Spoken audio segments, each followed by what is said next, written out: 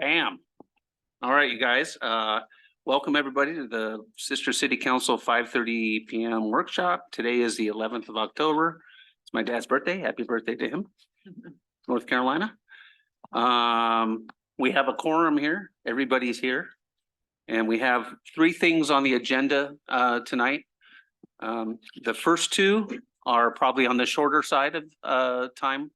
And then we have dark skies, which is third. So and we're trying to save a little bit of time for that. But first up is our US 20 Locust Street Roundabout project update, and Bob Townsend's here.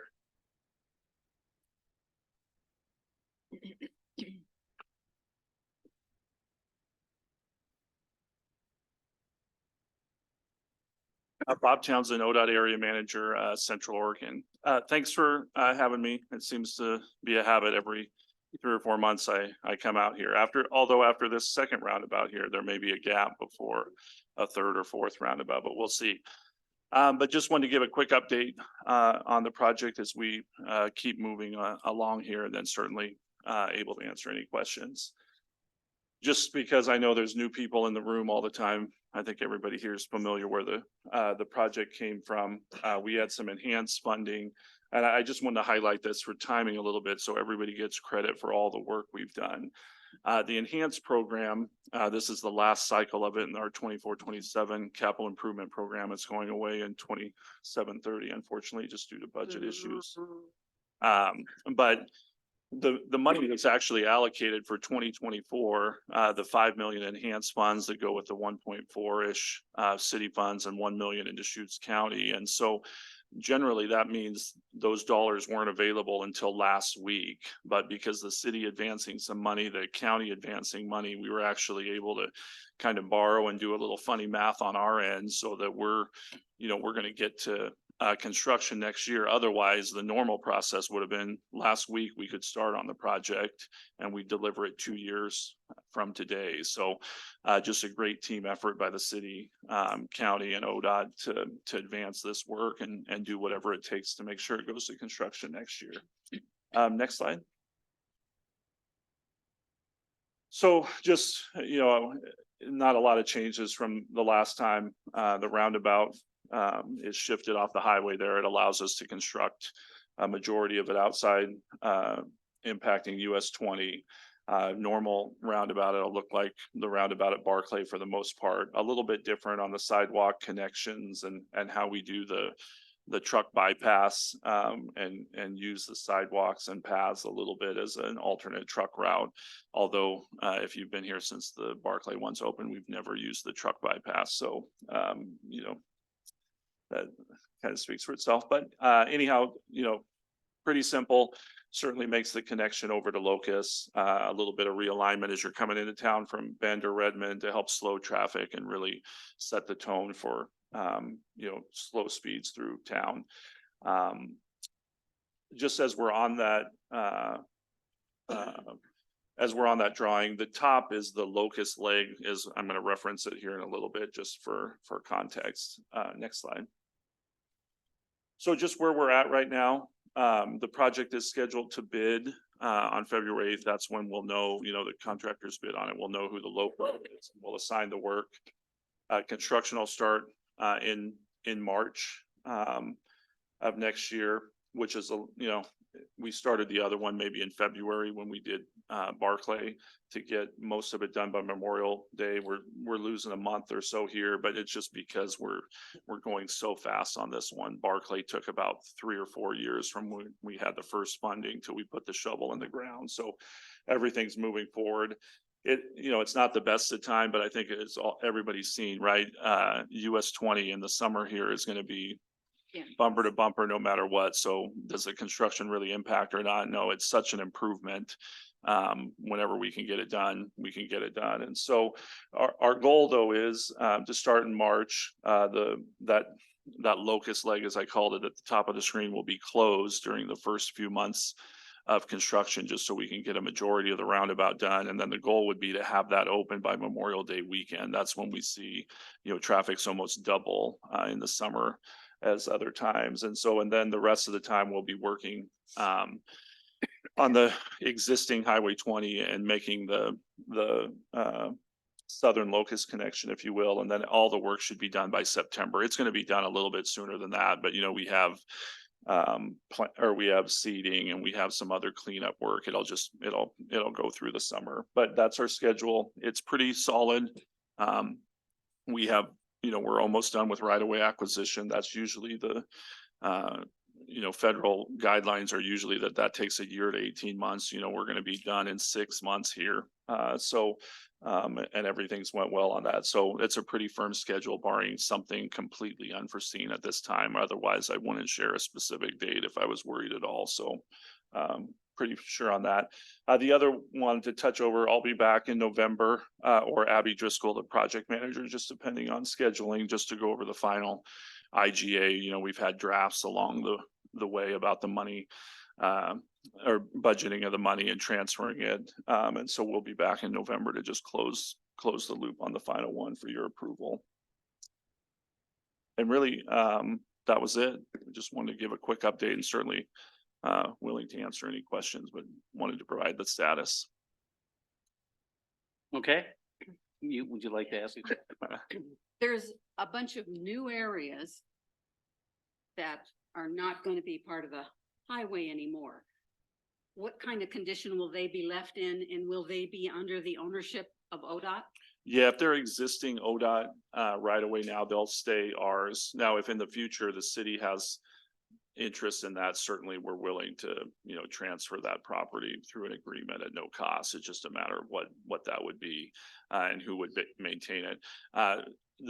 The general rule is if there's existing pavement out there now and then we don't need it, we won't leave it. It'll get torn up and seeded so it looks natural to that effect. If it's on that where we're calling the truck bypass, we're going to leave some of that pavement area there and use it as a pathway and then the future truck route. And so hopefully we'll pretty it up a little bit so it doesn't look like old highway, but quite a bit of the old highway will be removed. The lighting, will it be like the lighting on the other roundabout or more like the lighting on the roundabouts between here and Bend? It'll be the lighting that matches your code here. I mean, certainly I know that there's discussion around that, but the dark sky lighting that's on the other roundabout is what we have in the contract. Anybody else have any questions? And certainly if something changes on the lighting now, I mean, as long as we have that information before March, we can update accordingly. Right. The only question I would have is related to South Locust. Do you anticipate that being open by midsummer, late summer, or September? No, it should be open by the end of July at the latest. Yeah. Because while I think most local residents know enough not to go up it, a lot of our folks from the campground aren't necessarily as intelligent. No, they just don't know how the roads work here. So yeah. So I mean, technically both of them will be closed the same amount of time because South Locust will remain open until Memorial Day while North Locust is closed and then vice versa. But we estimate mid to end of July, South Locust should be back open. since I live on that street, I suspect I'll get a few questions. Yeah. That's the only reason I'm asking. The nice thing about projects like this, right, anymore, and especially with the construction market, we've seen pretty good bids the last few months in Central Oregon, which has been a contrast to how they've been the last 3 years. But projects like this, the longer the contractors out here, the less money they're making because they're paying more labor to do the work. So they'll certainly, if they hit that interim date of Memorial Day having North Locust open, they'll want to move quickly. It's money in their pockets if they don't, Okay. And I've been hearing in other meetings from other ODOT employees starting to bang the drum on the little bit of a crisis that ODOT's having with funding. Is that going to bleed into this, or is this kind of this money's set and we're going to be good or? Yeah, I mean, certainly a major crisis at ODOT of funding, both on the maintenance and operation sides and capital side moving forward, but this money is allocated. But the effect on this is the 5 million is golden. We're probably not getting a penny more than that if there's an overrun, right? That's probably going to be us coming back to the city or the county asking, where can we find money? That's just the reality. But right now, it looks like all the money we have is what we need for the project, barring changes, until it bids. But yeah, certainly the money that we've promised here is dedicated for sure. And I would say that to staff's credit, especially Paul Bertagna, Director of Public Works, for pushing this and keeping us going as hard as we can to get this thing done. I think that the money situation at ODOT also highlights why it's to our benefit that we've been pushing this the last 6 years officially and probably 10 years unofficially. I think it's put us in a good position to get this thing done, and because if it had gone 3 more years, who knows? No, you're exactly right. You know, Paul's leadership on this and the last one, right? This is a perfect example is I should be here 2 years from now saying, hey, we're going to break ground next week. But because of the partnership and us and working with Paul over the last couple of years and moving money around and being strategic on how we do things, we're really fast on this one. People are really surprised across the state how we're advancing these funds so quickly. Yeah. All right. Thanks for showing up. We're looking forward to a update in November Yes. for the IGA. Nope, sounds good. All right. Thank you. Thank you very much. All right. Next up is the Habitat for Humanity. Well, good evening. Hello. We haven't met yet. Not yet. I've had the honor of meeting some of you, Mayor Preden, President Bloom. Yeah. Council members, thank you for the opportunity to come together and chat with you tonight. I've had as I said, I had the pleasure to work with some of you, met some of you, also have had the pleasure, and I mean that sincerely, pleasure of working with staff. You have a wonderful staff and they've been a delight. And Thank you. my thank you is not gratuitous. It's not. I say that because I'm sure it's a formality that most speakers start out and say thank you. Okay. This is coming from 30 years of thank you for Sisters Habitat, because over the 30+ years that Sisters Habitat has been in service to the community, there's been numerous times that the council and the mayor have helped out with support for grants. There has been countless times that the staff has met with Habitat representatives to work out the plans or the zoning or the issues or whatever may exist with homes and developments that we wanted to have. You've been generous in providing SDC waivers and other fee waivers that have helped make the projects more affordable for us and for the community. And those go deeply noticed and are deeply appreciated. So thank you for the 30+ years. You've been a partner with Habitat for all that time. We've added to the city's inventory for affordable housing. And we want to do more, and we're going to do more. And with your partnership and with your help, we're going to achieve those goals. Can you start out with your name and your position? Oh, I'm sorry. I'm sorry. I left out that Those of little us that haven't met detail. you yet. Yes. You want me to start all over again? No. Okay, Peter Hoover. I'm the executive director for Sisters Habitat for Humanity. I took over the role in May of this year. And so I am a new face to many of you. I was a long-term face of Habitat for quite some time prior to that. And so it's been an exciting and challenging and rewarding past several months. And again, one of the pleasures has been meeting and working with staff on some of the items that we want to move forward with. Pleasure to meet you. I'm sorry. It's a pleasure to meet you. Thank you. I appreciate that. Hopefully you'll feel that way several months and several years from now. I don't doubt it. Okay, all right. We have built over 80 homes in the Sisters area, and especially when you take a look at the population size of Sisters, that's quite a remarkable record. If you extrapolated those numbers out on a per capita basis of Sisters versus other communities that have Habitat or similar organizations, you should be proud of what you have helped accomplish in the city, because that may not sound like a lot, but trust me, per capita, that is a huge number. And we couldn't have done it without you. Hopefully you feel that your investment of time and resources has been a worthwhile investment with what we've been able to bring to the community. But I don't want to focus on the past. I want to focus on the future. That's really where things lie. So we are re-examining, redefining, re-evaluating the services that we are providing and how we can better partner with the city and with the residents of the city. Let me share some of those items that we see in our future. We are going to increase home completion significantly. Our historical record has been about 1.5 homes per year. Let's not get into how you can have a half a home, but anyway, that's what numerically it works out to. We are going to be, for at minimum the next 3 years, doing 5 to 6 homes per year.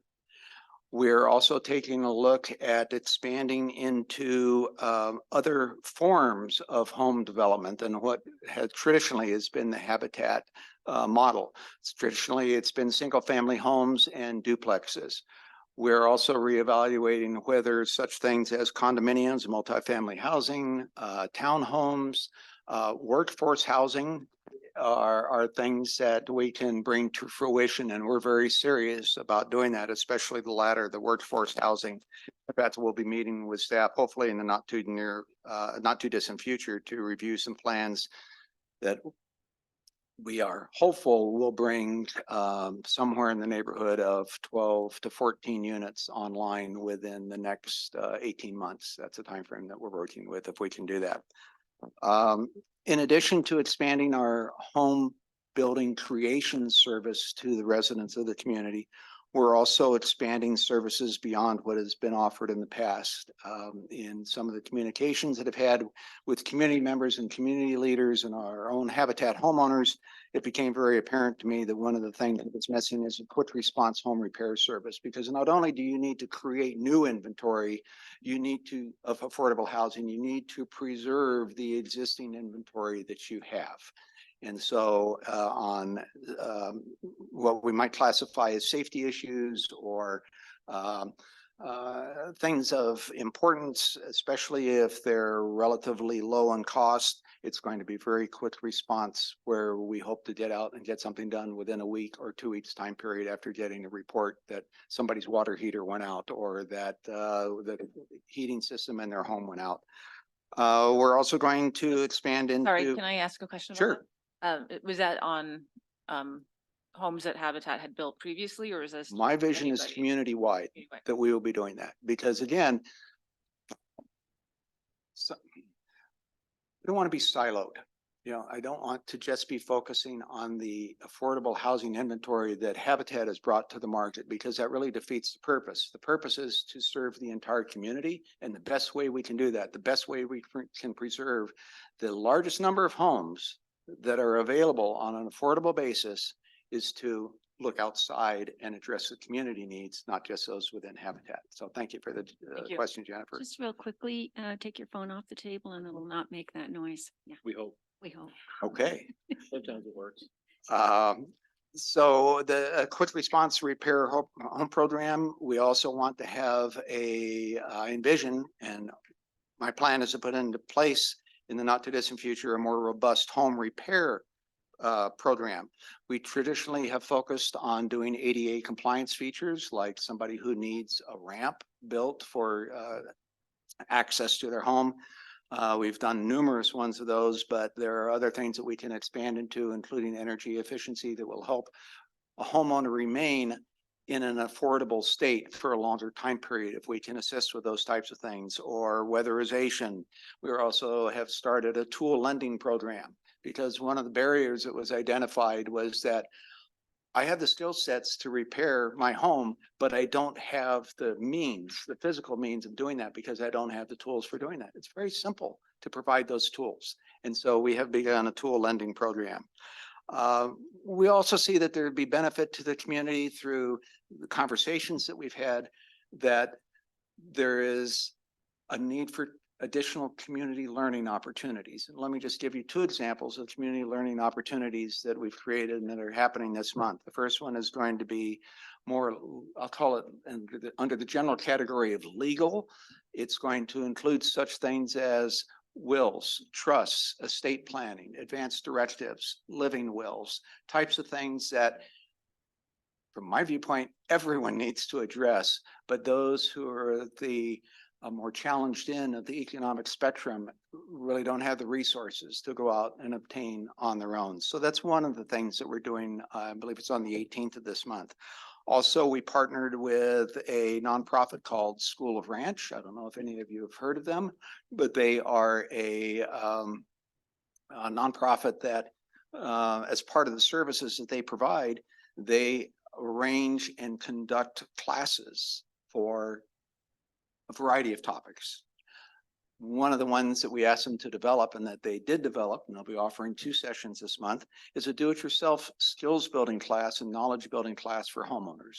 So if somebody has anything from a leaky toilet to a hole in the wall, needs to hang a picture, has an electrical outlet that needs to be replaced, we are hopeful that this class will give them the skill sets and the knowledge, and most importantly, the confidence that they'll be able to provide these services to help maintain their homes.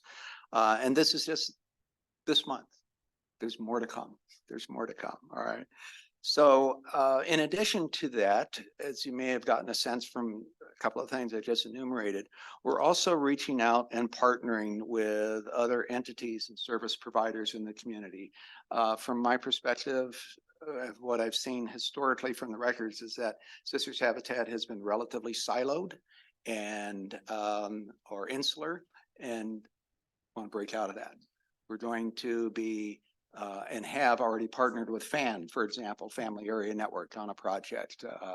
Give you an idea of this project, it was 2 10 cubic yard bins of debris that was moved from a house that the homeowner would have had no way to do on their own. It was an improvement for the homeowner. Not our home. Correct. It was not our home. It was a not a Habitat home. Thank you for pointing that out. This is something that was a significant help to the homeowner and also a significant improvement for the surrounding neighborhood. We can do more of those types of things. We're partnering with Neighbor Impact. I have a meeting with the head of Neighbor Impact set up for tomorrow to see how we can combine our educational services and other homeowner services that are offered. Been having conversations with Judy Trago of the Sisters Community Foundation to see ways that we can, again, reach synergies that otherwise would not have been possible and have not been part of our focus in the past. And as I mentioned, School of Ranch, we're continuing to develop our relationship with them and the services to the community. So I guess that gives you a flavor of what's in store. Please help me, help us by giving us guidance as to what you see the needs of the Sisters community are when it comes to affordable and workplace housing, because that's our main emphasis, that's our focus, and being able to partner with you as we progress towards those goals is critical to us and critical to the success of achieving our mission and the goals that hopefully you share with us. Okay. I'm open to questions, or Joe, if you had any comments. Joe Rambo for East Adams Avenue, also the board president of Habitat. A couple things, just wanted the board voted last week we had Peter now is now the acting and not the acting, but the full-time executive director going forward. We decided to look outside and really happy with the last 5 months of his leadership. He's touched on most things here, but I just want to talk through that.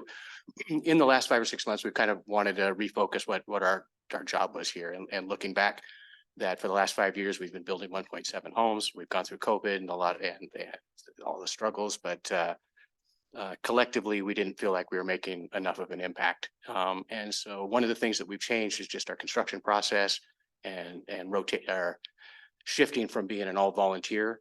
We've recently contracted out with CS Construction to build frame 2 of our homes and Woodlands projects, and we look forward to continue that relationship. So, and that's how we're going from our 1.7 to we're putting 4 people in homes this year. We're dedicating 2 more, and we have 6 on the books for 2024. And these are just from the Woodlands and Village Green projects. And then, he did mention that we've been working on our strategic planning, that we want to make another direct impact to workforce housing. And traditionally, Habitat has been focused on affordable housing and below 80% AMI. And one of the addressing a big need here in town is the 2,500 to 3,000 people that are commuting in every day. And so we are going to shift our focus to not only serving our affordable housing and hopefully to add to that, but to look at 80 to 120%. And part of that is looking at what we can do with our existing property here in town and in the downtown commercial district. Okay. And so we're meeting with Eric on Friday, and that's that. So good things lie ahead. Good things happening. And finally, my last little thing here is that, you know, people have talked about addressing affordable housing and people have talked about doing something about workforce housing for, you know, as long as I've been at Sisters, which isn't that long, but for 14 years now. But we really feel like unless, you know, coming together, building a partnership with the city and the rest of the stakeholders in the community, that something actually could be done. So, questions? All right, thank you. We do have questions, and before we get to them, we could all talk about this for the next hour or two. But we do have another item on the agenda, and I want to get to that as well. So let's have a few questions. But I think we're definitely going to want to have more meetings with you guys, And we want, probably Yes. offline. And Yeah, it was just, this is Yeah. not that, but yeah. I'm just saying. Working, you know. Yeah, get, you know, where we can ask longer questions and things like that. So I'm sure you'll be invited back, and we'll certainly have those. But Okay. for questions today, who's So I was wondering if you were looking at the idea of helping with defensible space, that now is the season's past for that, but that's something that some of the community could use help with, especially the elderly, clearing their dispensable space as we come into these fire seasons. no, that's a great suggestion. That had not been an item that had come up on our agenda outside of our own properties as we take a look at the landscaping options as like over in Village Meadows. We would certainly want to have fire resistant landscaping over there, but especially with our volunteer groups that we can coordinate. Please, I'll make a note of that. And yes, And one other thought, eventually we're going to have a code for hardening homes. And maybe you could help people that maybe don't have the funds, but could use help that's affordable Mhm. to come up to code or something. That's just another thought. yeah, that's something that we could certainly take a look at in our home repair or more extensive home repair program. There are some capability limitations within our existing staff because of licensing for like licensed electrician, licensed plumber, that type of thing. But there are certainly would welcome the opportunity to explore that with you, Susan. Okay, thank you. I just have a quick question that is a yes or no, frankly. When you mentioned executive director, I couldn't quite catch what you were referring to. I think you said, we're not going to look outside for an executive director because he's been doing a good job. Is that what I heard you say? Up to that point, that's what I said, yes. But, yes. Yeah. Yes, yeah, no. Wait, Yeah. that's. Yes. Yeah, I just wanted to be sure I heard you right, Exactly. because and my second thing is a statement. I've been very impressed with the changes that I've seen in town related to the projects that are going on that I drive by on a daily basis. As you said, rather than a house and a half, I'm noticing the foundations going in. I'm noticing houses being painted, getting ready for occupancy. There's probably some work to do inside, but getting that building envelope up is step one. And having worked some with Habitat in the Valley, I've always felt that we could probably do a little more here, and I'm glad to see that you are. Thank you. No, just exciting news that they're all awesome tasks you're taking on, things that some of these I've always kind of hoped and wished Habitat would lean into over the years, in general, not just Sisters, but in general. So it's very encouraging. Thank you. Yeah, looking forward to working with you. We've got ideas and projects, you've got ideas and projects, and there's no reason why we can't figure out ways to merge in wherever we can. Excellent. Thank you so much for coming. Okay. Yeah, and just so you know, we as counselors each individually meet with the city manager and city staff at least every other week, if not every week. And there may be an opportunity for you to sit in with us on some of those meetings just to touch base and start exchange of ideas and, you know, ways we can partner up. We appreciate your enthusiasm, and I think the outreach is a clear indication that you know, you as an organization here in Sisters is kind of branching out a little bit, and I think that that's fantastic. So thank you for being here. Good to see you again as well. I haven't seen you in a couple of years, so I hope you're doing good. Switch hats around and yeah, Yeah. yes. It's all good. And thank you for the invitation to come tonight. And yes, in particular in the area of workforce housing, we look forward to those conversations. Thank you. And just for the record, Carrie's my time wrangler, so she'll be inviting you probably through invitation, and Excellent. we'll get together pretty soon. Excellent. Thank you. Thank you. All right. On to dark skies. Should we turn out the lights? Yeah, turn them out. Good evening, Mayor and Council, and welcome to the members of the public who are here for this item, I believe. I'm Scott Woodford, Community Development Director for the City of Sisters, and this is a work session on, hopefully the last work session on this, before we bring it back for an ordinance for your consideration. Before I do that, I'm going to call up my slideshow. I'm not on Zoom, so that.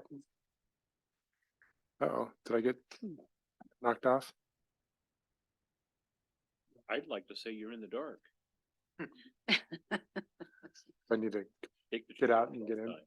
Are you showing yourself in Zoom right now? Do you need to be plugged in? No, it's asking for my ID. Go back to the agenda.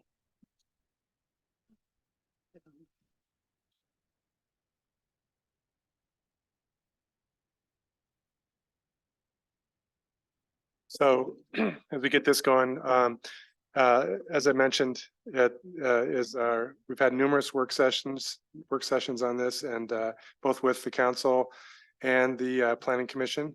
And we've gotten great feedback from both groups.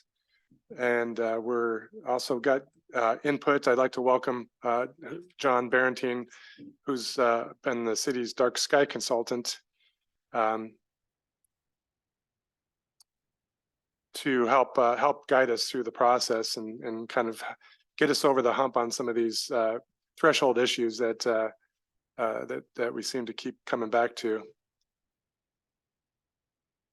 me get this called up. Okay, good. So welcome, John. So the point or the goal of this work session is really to go over a few changes that have been made in the ordinance based on some suggestions we got from our consultant, ways to improve the ordinance. I thought I had him audit the previous draft, and I felt that he had a lot of good suggestions on updates to definitions and ways we could be achieving our goals in a better way. So there were some changes that came about because of that. And then really want to review some of the unresolved issues that we've been talking about and hopefully get some final direction from council on that so that we can go back and design an ordinance that achieves that direction. Also wanted to discuss some of the business owner feedback that we got. That was a request specifically the planning commission to go out and see what the business community thought of the ordinance, and got some good feedback. And then we'll discuss next steps. Just briefly, reviewing what's changed from the last time you saw it. The purpose and the guiding principles stayed the same. We did make some changes to some definitions. We added an illustration for what downcast is, which I think whenever you can add illustrations to a code to illustrate the concept, you're doing good. It helps out a lot. Fully shielded, we added a definition from the International Dark Sky Association. We enhanced our definition of light trespass. And then we added a net acre definition. We were using net acres in our maximum brightness section, but we didn't have a definition of net acreage. So John helped us with that, as well as adding a definition of what uplighting is. In terms of some of the core parts of the ordinance related to single family brightness, we adjusted that a little bit downwards from what we had. I think what we were using before assumed that some of our lot sizes were really big, and after I discussed with John that our lot sizes here in Sisters he was thinking maybe we had some lots like the 2 to 5 to 10 acre size, so that would have necessitated more lighting. So we adjusted it downwards because we have smaller lights. Previously, we had a section on curfew that said lights must be turned off when not needed. He rightly pointed out that doesn't really mean anything. It's not something you can really enforce. So we added some definition to that. And then that kind of relates back to some of the business owner feedback that I'll touch on a little bit later. We made some adjustments to the landscape and deck lighting, moved it around. It's still in there. And then he had some observations on the public outdoor lighting. As written previously, the public lighting in the right of way has been given an exemption in the draft ordinance. And he pointed out, and as well as some of the public, that that is not best practice around the country to exempt your public lighting when you're asking all your private businesses and citizens to have them have to adhere to it. So we'll talk a little bit more about that later. We took out some references to luminance levels in internally lit signs for signage. There was a provision in there, and then we kind of took a closer look and realized that we don't allow internally lit signs, so therefore we don't need anything relative to that. So we removed that. And then the curfew on signs, there's a curfew that the lights be turned off at a certain time. As we heard from some businesses, such as hotels, they get check-ins all times of the night, and that some of them do need to keep their lights on, their signage lights on. And then in terms of what's prohibited, there's been no changes to the ordinance. We'll talk about string lights. We'll talk about non-conforming lighting, and there was no change to the requirement that a lighting plan is required of a building, or mostly when it relates to a building or a home, that we get those lighting plans before we approve building permits, and then we verify at occupancy that they actually install the correct kind of lighting, so that we're not creating more of a problem in the future with lighting, that we're making sure that new development complies with our requirements. So as I mentioned, public lighting is been one of the sticking issues, I guess, if you could say that, between what's been proposed and what we've heard from a lot of public comment. You saw a lot more public comment in your inboxes today. Got a lot of support for the city public exemption to be removed. The reason we've had it removed or had it exempted all along is out of concern for traffic safety and the service that we need to make sure that we provide traffic safety in our community, and not really knowing as much about what some of the best practices are related to street lighting. There's been some talk about trying to make sure that our ordinance is in compliance, or could achieve compliance and potential certification with the International Dark Sky Association. That's been something we've taken a look at and seen where we can comply with that. And we as a city have learned a lot more about what that really means relative to public lighting, and John's been a big help in terms of explaining that. So if you want to go forward with certification, you can't exempt public lighting. However, there's some nuances there that that we've taken into consideration, such as light trespass as not a requirement of IDA certification. We've been concerned about that because our lights typically to shine on streets sometimes bleed over into private property, and it's just really difficult, if not impossible, to not have some light trespass. That's not a requirement. But what is required to be compliant would be that they're fully shielded, that they meet certain color temperature limits. And if you'll remember, color temperature is important in that we try to avoid the really strong kind of blue lights. We're looking for more softer colors that are more dark sky compliant, and that maximum brightness requirement. So we did. And then there's also the issue of non-conforming lights must be brought into conformance within 5 years if you go down this road. We learned a little bit more about what that means. Some of our lights in our community are regulated by ODOT. There's not a requirement in the IDA certification to regulate lights that you have no control over. So that all the ODOT lights could be exempt. So that brings us to what is our public lighting? What is our lighting in the right of way that we have now? We have those green pedestrian poles that you see a lot around on the side streets, Hood and Main, and those lights are actually compliant with dark sky because they're shielded, they're downcast. I think we can meet the requirements for brightness and color temperature. Which brings us to the Cascade Avenue lights, and we had a good discussion on where those sit relative to compliance. And right now they do not comply because they're not fully shielded. Even with the retrofits that we have been doing to see what impact those have on brightness, the glare that been hearing complaints about. It does seem to address those pretty well. But because we still have those translucent kind of those panels on all four sides of them, when the light hits that, it diffuses the light and some of the light goes upwards. You can't control all the upward lighting. So on that, by virtue of that, as is, they would not comply with those requirements. Like I said, there's a provision in there that if you want to still go forward with it, it gives you 5 years to bring them into conformance. And potentially an additional 3 if you're making headway, you'll get some extra time on it. So we took a look at kind of what would it take to retrofit those lights. And you can see an example up there of a potential fixture change that we could apply to those light poles that would be compliant. We estimate if you apply those across the 26 lights that we do have in the corridor, it could cost up to about $100,000 to change those lights out. That would bring it into conformance with the dark sky requirements. One other factor to consider is, are those lights really meeting the design aesthetic that the community wanted when we did all the streetscape improvements about 10 years ago?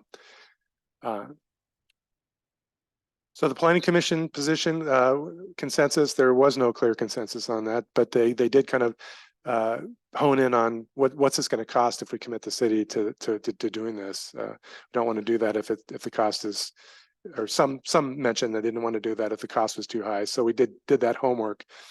And so the question to council here is this important enough to council to commit to this improvement within 5 years, or like up to 8 years with a possible extension? So that's kind of one threshold question that we kind of wanted to ask council now.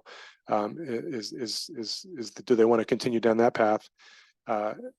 If we don't want to commit to that or can't decide at this point, we could always do everything else and just kind of maybe in the future things change and we do have the ability to change those lights out. At that time, we could always submit an application and become certified at that time.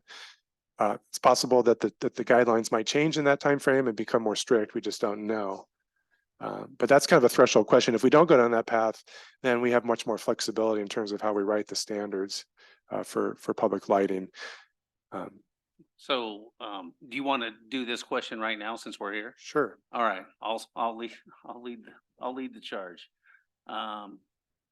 I want our dark sky certification.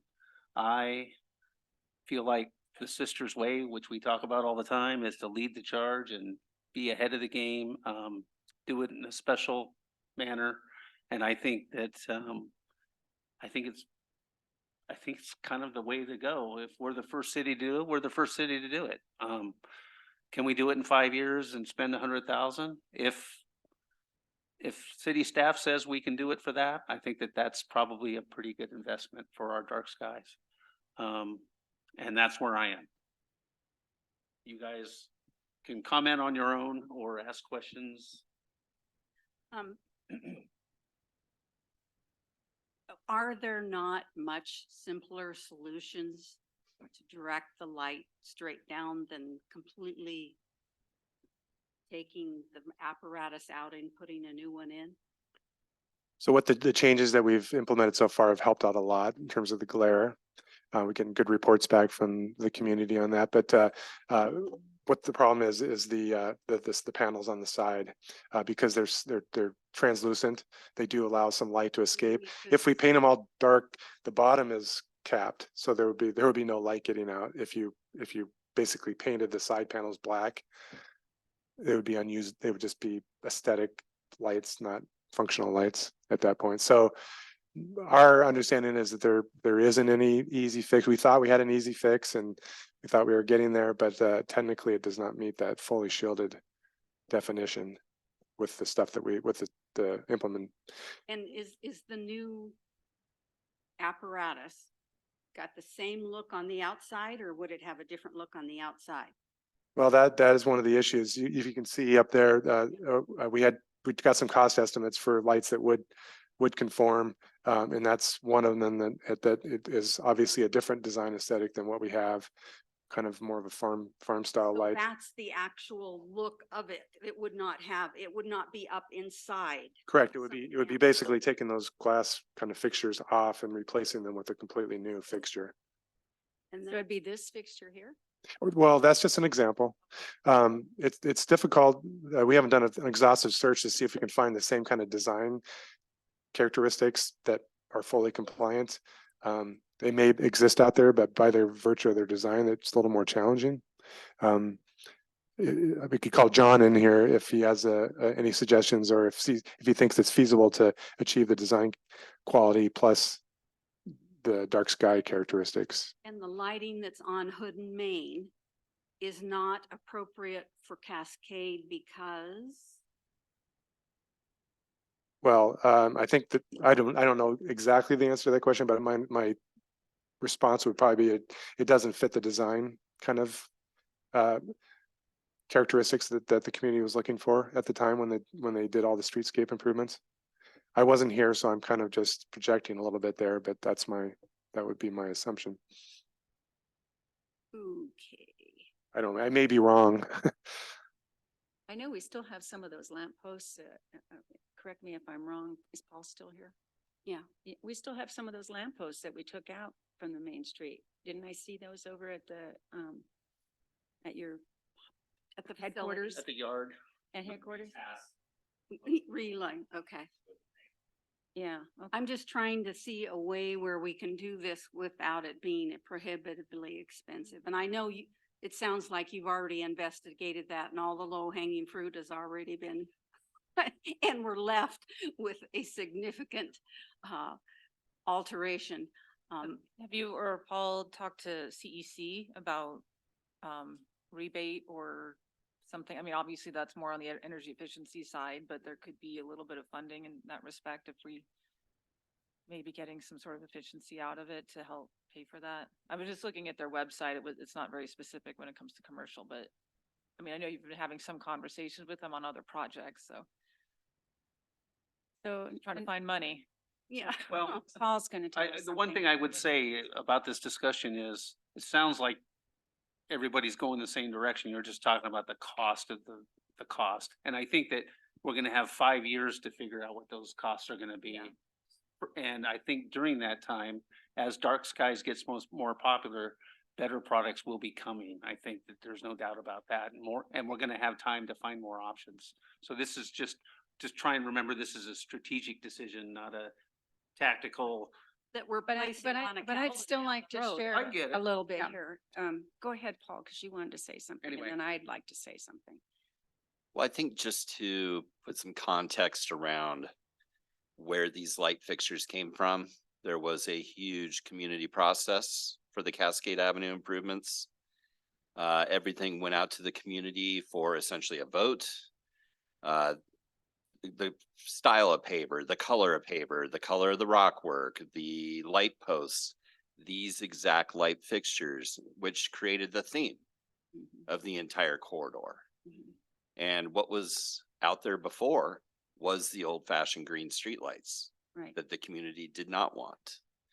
So I think as we look at, or as you look at changing those fixtures, there needs to be a process to go back out to the community and Exactly. make sure they're okay with it. And that's where, that ties into what I was going to And suggest. And actually what I was gonna say. I totally agree with that, but we're not talking about what the fixture is. We're talking about, I know. does it meet dark skies or not? And do we want to go for the dark skies certification, which is either yes, we do, or we want to just exempt these and not worry about it because of cost. And just say, no, we're going to exempt them. Okay. So I think we're all talking of the same thing, which is, okay, maybe that this isn't the exact one we want, but we want something that can make us go dark skies certification instead of exempting. Is that, Yeah. I'm not there. Makes sense. I want to be clear that I'm not there. Okay. Because I think that we don't have enough information related to what might be able to take the place of the lamps that are there. And I think that given the community process that we went through, trying to do this fast track, in 5 years, some of this stuff is fast track, in my opinion. I think that we need to think very carefully about how we approach this. Do I think it's important? Yes. Do I think we should go for it at some point in time? Yes. Is this the right time? I don't know. I think we begin implementing, it's like we're trying to go from nothing to 100% in one step. It's just the code. It's not the light. Yeah. We're But just once you talking put about it- what code we're going. I know, but once you put it in the code, the light, then if we can't figure out what to do with the light, we have a problem. That's all I'm saying. And I'm looking at the bandwidth we have with staff, and I'm just trying to figure out, what are the alternatives? Do I think, like I said, I think from a marketing point of view, we're gonna talk marketing, I think from a community point of view, I think from an aesthetic of driving down the street, I love those lights. But I also think we need to think about how do we,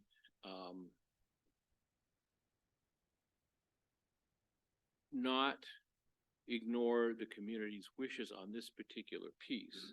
I don't think we should be exempting public lighting. I'm in agreement there. I'm just trying to think about the dark sky certification, which we go for, and then we have the 5-year window. Do we have the bandwidth and the time and the resources and even the fixtures to try to address that in that 5-year window? I don't know. And that's kind of my concern. You hear Can me we waffling, but it's. approve something with the intention of going to dark skies should the information we receive within the next 2 or 3 years indicates a path that the council at the time agrees Well- is worth and then we can put the public in, we can put whatever is available to the public. I think I would take, to me, the interim step that's already been done on Fir and Cascade, I think it is, with the shielding, which has helped significantly. I think that's like the baby step. The first thing you do is try to modify the lights you have to really reduce the things that we want to reduce, which is the uplighting and the glare. And we also implement all the things in the code that we're talking about. The next step is to deal with those lights on that street through a community process to figure out what we can put up that will allow us to get the dark skies certification. But to me, the certification is not what's important. It's moving to dark skies and ensuring that we do things in our code that to me is important. The certificate doesn't mean anything to me, although it is great for marketing. Okay, my turn. So I think the certificate is quite important for the reasons that several community members have shared, making sure that we, aren't having birds flying into buildings and making sure people are healthy and making sure that we can see the night skies and inviting the kind of astrotourism. But I think on this particular lighting thing, it seems to me that it would be easy to go out to the public and say, okay, we have this question about lighting.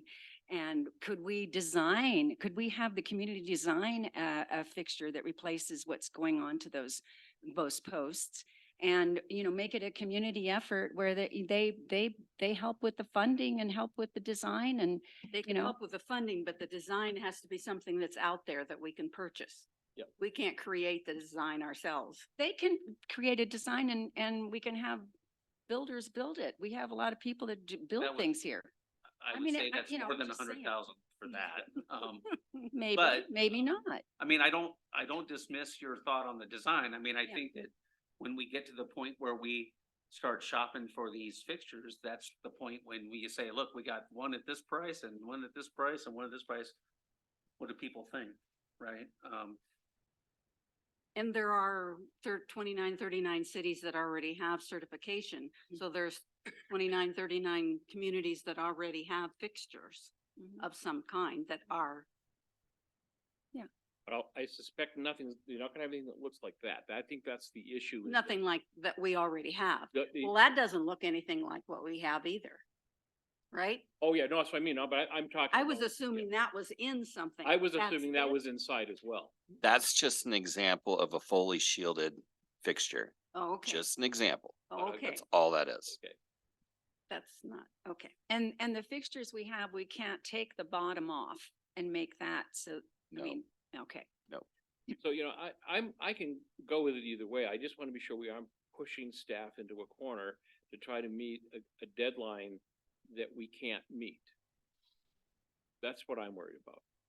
I'm not worried about the rest of it, and I don't want to exempt public lighting, but I think the 5-year piece is maybe, like you say, we start down the road and a year from now or 2 years from now, we apply for it when we know we have that ability to do it. But if we apply for it right now, the clock starts ticking. Well, There's also ways of negotiating the time frame. So it's Jennifer Hmm. has been silent. I think the public lighting should not be exempt, and I think 5 years is plenty of time. We'll get it figured out. And my issue with having a timeline, is that it holds our feet and everybody else's feet to the fire. And also our community is growing, whether it's growing out or just more building and more people in town, and there will be more lights, period. Yep. Every day. Mhm. And we need to start getting ahead of this.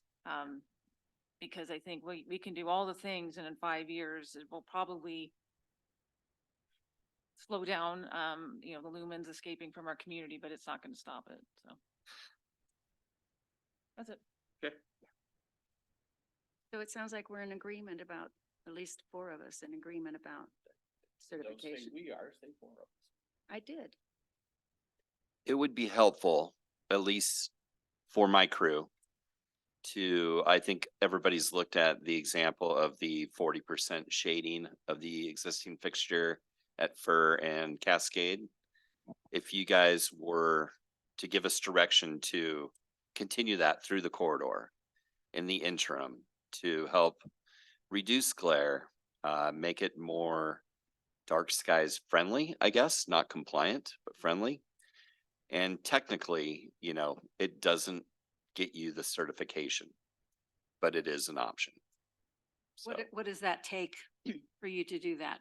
Hours, time, staff, money? it's mostly just time. The product itself is very minimal, so. and I think we should continue that as well, even if we're gonna change them out in 3 to 5 years, probably. Yeah, I don't. Unfortunately, I think that work is beneficial as well, Yeah, so. but not as a reason not to get certified. Just as a interim step. And I think I need to clarify something, Counselor Cup. I'm not saying we shouldn't get dark side certification. I'm just saying, do we want to apply for it tomorrow, or do we want to apply for it in a year and a half? Well, but we need to work on this. This is one section of the code. There's a heck of a lot more in here. Mhm. And we need to implement all those pieces. And I agree with everybody else. We should not exempt public lighting. But the reason we're having this discussion is because there's a desire to go for a type of certification, which pushes us beyond where we are now. And I just want to be sure we have the bandwidth to get us there. I just don't want to see us trip over our toe and fall and break our nose. And I know you can negotiate a longer time. I read all the documentation front to back, but I just am, and I'm also concerned about the dollars. It's a big budget hit. Well, we have time to figure that part out, or maybe URA, or who knows, there's lots of different ways to, come up with that part of it. I don't think anybody is insensitive to cost. I think we're all very sensitive to that. And I do want to be sensitive to the public that wanted these kinds of light fixtures that we have now. But at the same time, to keep this dark skies situation, if at least in check, Mhm. and that may be the best we can do. I think that this is a route we have to go. And if that's changing out 26 lights, that's changing 26 lights. Mhm. We could do 13 and 13. I mean, we could spread it out, over. Probably some years. cheaper, yeah. If we say, yes, we want to try and do this, And we are going to try and do it within the next 5 years. And we get to the end of 5 years and we have budget issues. We have other things where we need to spend the money on something else. The worst that's going to happen is we won't get certified, Mhm. right? Yeah, it's not the end of the world. We will not move forward with it. Or you may have already gone down that path and you may lose your certification potentially. It'd be great to bring John into this conversation because he's worked for IDA. I don't know if we had the time to unfortunately to bring him in at this time, but we can certainly confer with him and get some more answers to those questions. Because we haven't found out what all the options of lights are. We haven't gone through a public process to pick it. So it's going to take some time and we may get 5 years and we don't have it done yet. So we apply for an extension. Yeah. So I don't see any real harm. Is there harm somewhere that I'm not, we are forcing councils down the road, but we're holding their feet to the fire. They can do that too, but They did it to is us. there some negative thing I'm not considering that if we say, yes, we want to move forward and let's try and do it, that I'm not thinking of? So I've just asked the mayor if he's okay with me asking that question to John. Yeah. He's been listening to this conversation probably. Let me John? do a time check roll here. It's 6:30. It's time we usually start our regular city council meeting, but we're only at the first question of many. So we're probably going to go long here. So let's just take the time we need to do this. So go ahead and have John come on. Thanks. John, do you want to answer that? Did you hear that last part? Yeah. Yeah, if you want to turn my video on, you can. It says that I don't have permission to, if you want to turn my camera on. I don't know who's ever running the Zoom on your end. Yeah, we're trying to do that. Okay. Well, while you're working on that, the short answer, and Scott and I talked a bit about that earlier today, is this doesn't all have to happen at once. We have previously discussed the notion of the provisional designation if the city decides to seek it and it needs the extra time to do the retrofits that would make it eligible. And you also don't have to do this now. This is something that you could say, we'll get the ordinance in place. We'll have the benefit of some time to let it sort of get going and see if there are any problems that develop as a result of putting it into place, and say, we'll consider applying maybe 3 years from now or 5 years from now. The potential downside is that the organization that makes the designations might change some of the rules, as it tends to do about every 5 years or so. It updates the program guidelines. And if you wait on the starting the designation process, you run the risk that they will make changes that might require you to come back and look at the ordinance again. They might make the requirements a little bit more strict in that sense. No guarantee as to whether or not that may happen. Once you formally initiate the designation effort with Dark Sky International, there's a sort of clock that begins running that they will lock you into whatever their guidelines are at the time, so that if there are any future changes, they will not apply to you. But they want to see evidence that you're making progress towards the goal of submitting an application. So if you want, you could table the whole notion of seeking accreditation for now, kind of let things play out over the next couple of years, reassess, and then maybe down the road decide, yeah, we're ready, we're in a place that we want to go for it now, and we've made these retrofit changes, et cetera, and still go through it and still get the certification. The only uncertainty is to whether there might be changes to the program guidelines that then you would have to follow that might cause you to have to come back and revisit your ordinance. And change all the code again to match that. With that in mind, I'm fine with it. Okay. The goal is not to make more work for people. The goal is just to try to ensure that we use our Yeah. money wisely. And again, I think we're going down the path of making sure we can at least try to get the dark sky certification, but if we, even after today, we can pull that back, if we feel like whatever. It's really what we're talking about is, do we exempt public lighting in the code amendments, which got us all to this point, and I'm 100% there. I think we're all okay with not exempting the city or. And potentially meeting the dark sky Yes. okay. Okay, it's And good. I think it's a- I'd like to have Paul's crew, as they can, make the modifications to the existing lights that are already up. That they've We hate to have you do it twice, but at the same time, it's worthy what you're doing already. Yeah, And obvious from the information we've received Yeah, from the there's public, been numerous comments about how much people being better it comfortable is. with it. Okay. Okay, the bad news is we got a few more questions Oh. of you, but the good news is that was the toughest one. No, Yeah. So- it's totally fine, and this is important enough that we need to finish this Thank whole you. conversation. Thank So, you. Go ahead. So the next item that has generated some considerable discussion is what to do about string lights that seem to become more popular by the day. So there's been a lot of talk about what to do, no consensus until recently with the Planning Commission. But we got some idea of what the possibilities are in terms of regulating them. You could completely prohibit them. You could permit them with restrictions on light trespass. You can limits on areas where they can be used, and you can require a curfew as well as potentially requiring restrictions on the brightness of each bulb.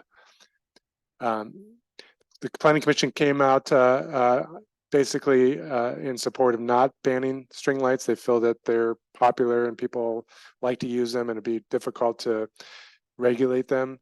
But instead, looking at a curfew of when they need to be turned off by, and then limits on maximum brightness, and then maximum color temperature on them.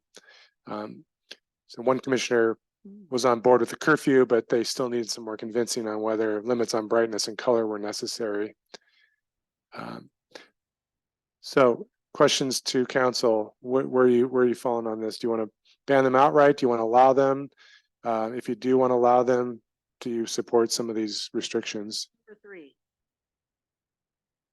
So Curfew. that was the curfew in the lumens? Well, I don't know how you restrict lumens. They make them, and they're publicly wide. And if they're turned off after a certain time, why would you bother worrying about the lumens? I wouldn't have thought that I would, but I now remember that I went to a Christmas tree stand place that had lights strung around it that were just It killed you. were amazing. Yeah. So there are ones out there that are just way over the top. Anticipating this discussion, I went to our local provider of string lights, i.e. Costco, and looked at the ones they had, and they were flying out the door so fast I had a hard time looking at them. And they don't list lumens, they list each bulb is like 1 watt. There's 48 lamps in the string. They don't give you any sense of what the color brightness is, although some of them did have that. And so you could request it. I think the problem with both brightness and color, especially in residential as opposed to commercial areas, is going to be very hard to determine and enforce. The average homeowner isn't going to have a clue what you're talking about when you talk about. We could say white only, or something like that. So I think the best we can probably do now the genie is out of the bottle is have a curfew, and maybe we can buy, get a great deal on timers and provide them to people free like we do the water savers. I could thank somebody else for that idea. If It they go wasn't to mine. bed, they could just go out and unplug them, huh? Well, I'm okay. going to tell you, I live in a neighborhood with numerous string lights in backyards because it's very dark down in there. And we have some people that don't know how to unplug them when they go to bed at night. And they shine in the bedroom windows. A lot of light trespass. You wouldn't think there would be, but there is.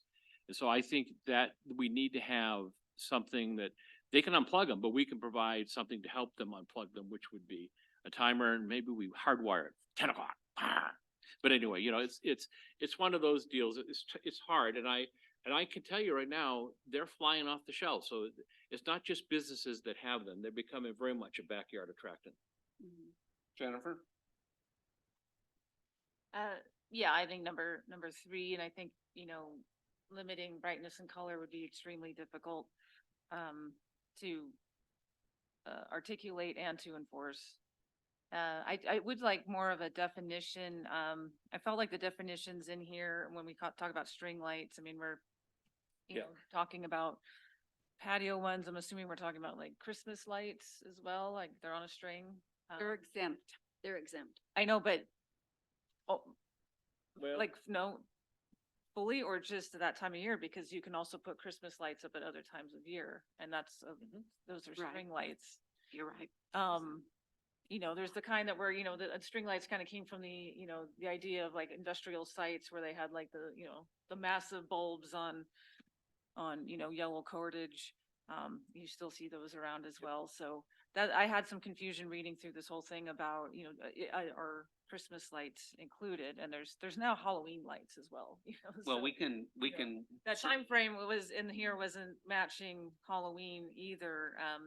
But yeah, I was struggling with that because I wasn't sure exact definition of string light we were talking about. Okay. Ca- I th- Do I? Yeah, Yeah, go ahead. thank you. So I was leaning toward 3 also, and I was having a little trouble with the lumens requirement. So I wondered if we would say one single string of lights, because, you know, if somebody could string, I don't know. I've got 8. I have 8 string lights on my fence and I turn them off at 9 o'clock every No, night. I'm talking about one row, not 5, 6 rows of lights. I think that we pick a curfew, because I think we're all for that. Pick the time. I think 11's too late, to be honest. I think I 10's do too. better. It's better. 10's better, maybe that we could all do. And I think that when it comes to brightness and color, it's very hard. There's regular bulbs, there's now LED bulbs where you can dim them and stuff like that. I think that's where the market's going I for do the too. most part. I can dim mine, I can put them on any color.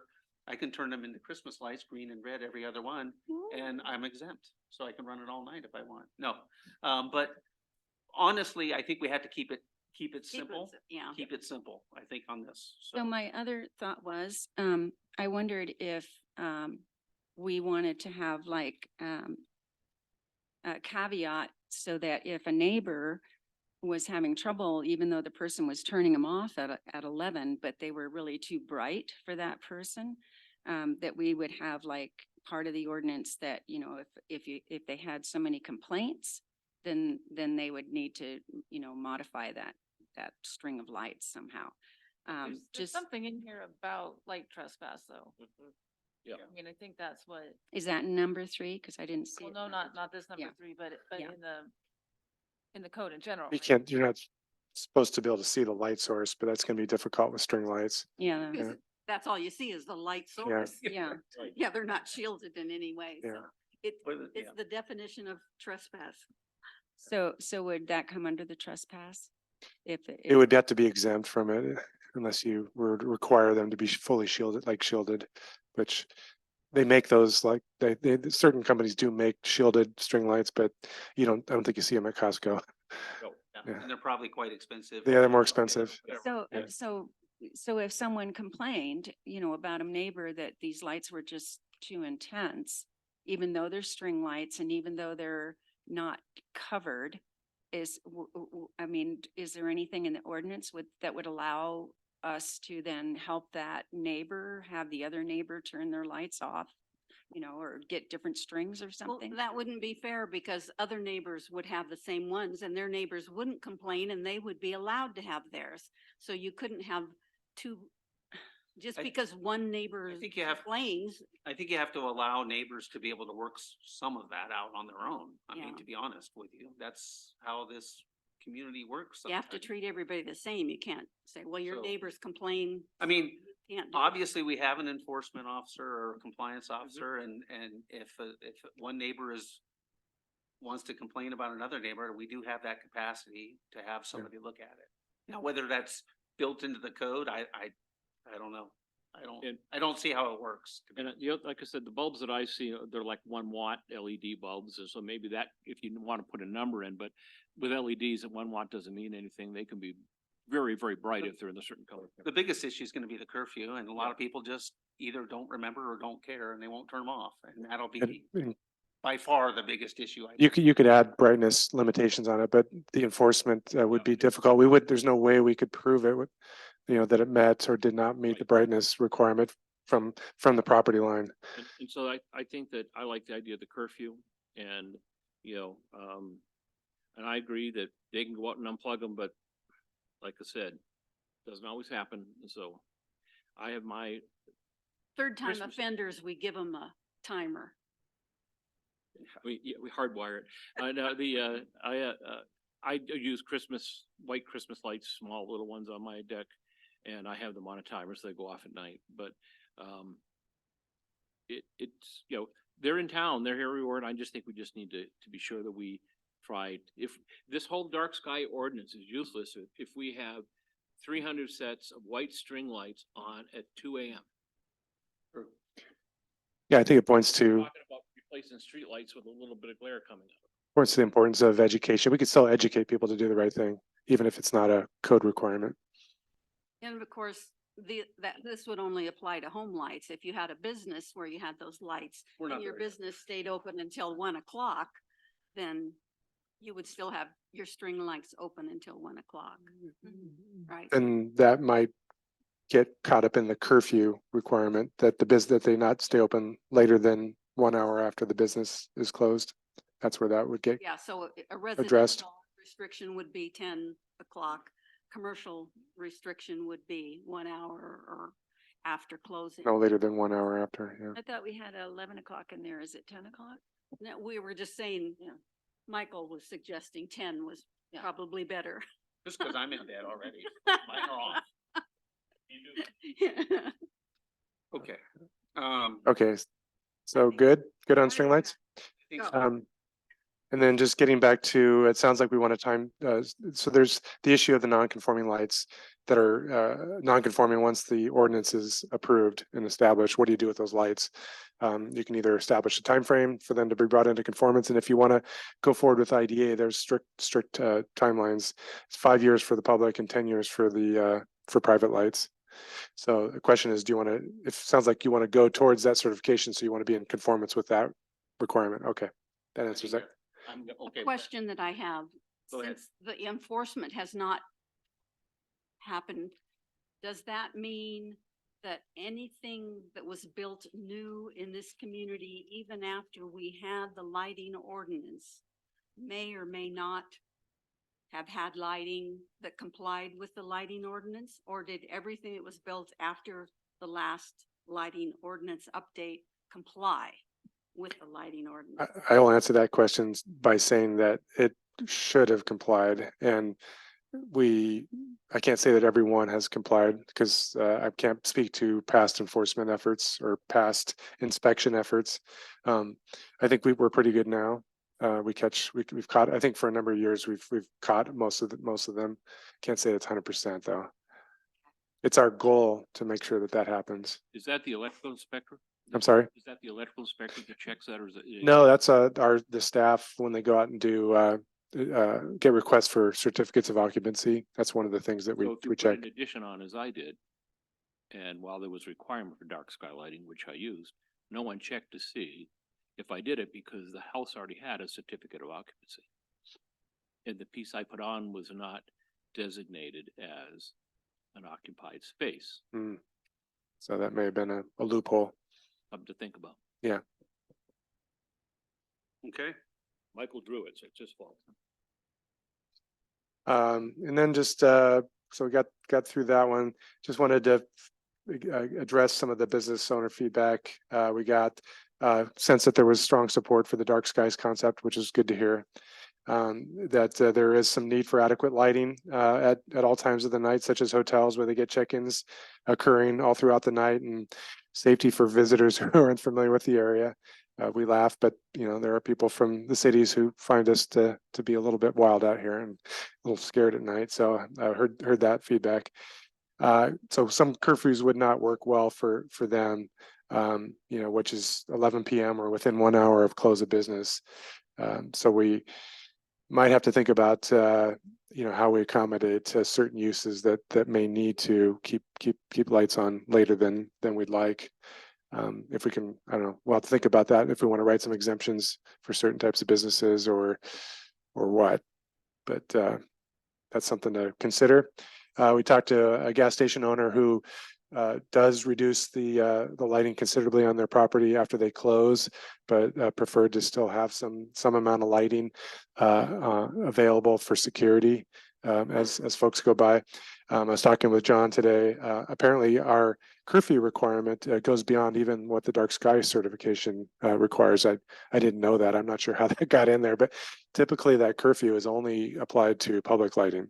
So we would actually be going beyond what the IDA certification is. So because we're going beyond that, we could probably write in some provision for some minimal amount of lighting at night for security, or lighting that could go full on if it's on a timer, or not a timer, a motion detector. So I think we can come back with some provision if you guys will, if it all sounds good to you, come back with some provisions that address that. Did the gas station owner explain why they needed lighting for security at night versus any other business that's not open at night? Just not, no, just this one just happened to mention that. I didn't hear that from other business owners, but I'm sure it's a concern amongst all business owners. The only thing I can think of is that sometimes fuel deliveries come in the middle of the night. Yeah, they do. But To try to get gas. Well, and another thing is if you, let's pretend you darken a whole gas station and someone wants to come in and can't see a pump, or, there are some other safety reasons, not just security from break-ins. It's just transportation security to not run into things that can blow up. Just a thought. I mean, Yeah. Solves the lighting problem. Yeah. If Did we have any discussion with the sheriff about their feeling about a minimum amount of lighting that any business might need in order for them to be able to drive by and see that there wasn't anybody skulking about? that's a good question. I have not asked them that, but I could between now and. I was thinking about the east portal and the discussions about yeah, what minimum lighting might be needed there. So I definitely think there's some exemption or minimal lighting that we should allow for safety. Well, if a business has dark sky lighting installed, like a hotel, Mhm. so their guests can come and go at different hours of the day and night, it's dark sky compliant, then I think the issue of is it turned off at 11 o'clock at night or not is not moot, because there's still going to be some reflection off the ground and things like that. But I think there are ways to minimize the impact of having some of that safety security lighting in the evening by ensuring that it is, uber dark sky. Yeah. Say, and And that would encourage yeah, somebody who wanted to have more lighting Yep. to move to the dark sky lighting. yes. also, I mean, I think with hotels, you can make the argument that they are in theory open 24 hours a day. So Right. they don't ever close, therefore there isn't that closing Right. hour. And having stayed in a number of them with 7,000 candle power lights illuminating the outside of the hotel, one of which happens to hit the window of the room that I'm staying in, I can tell you it's not very much fun. No.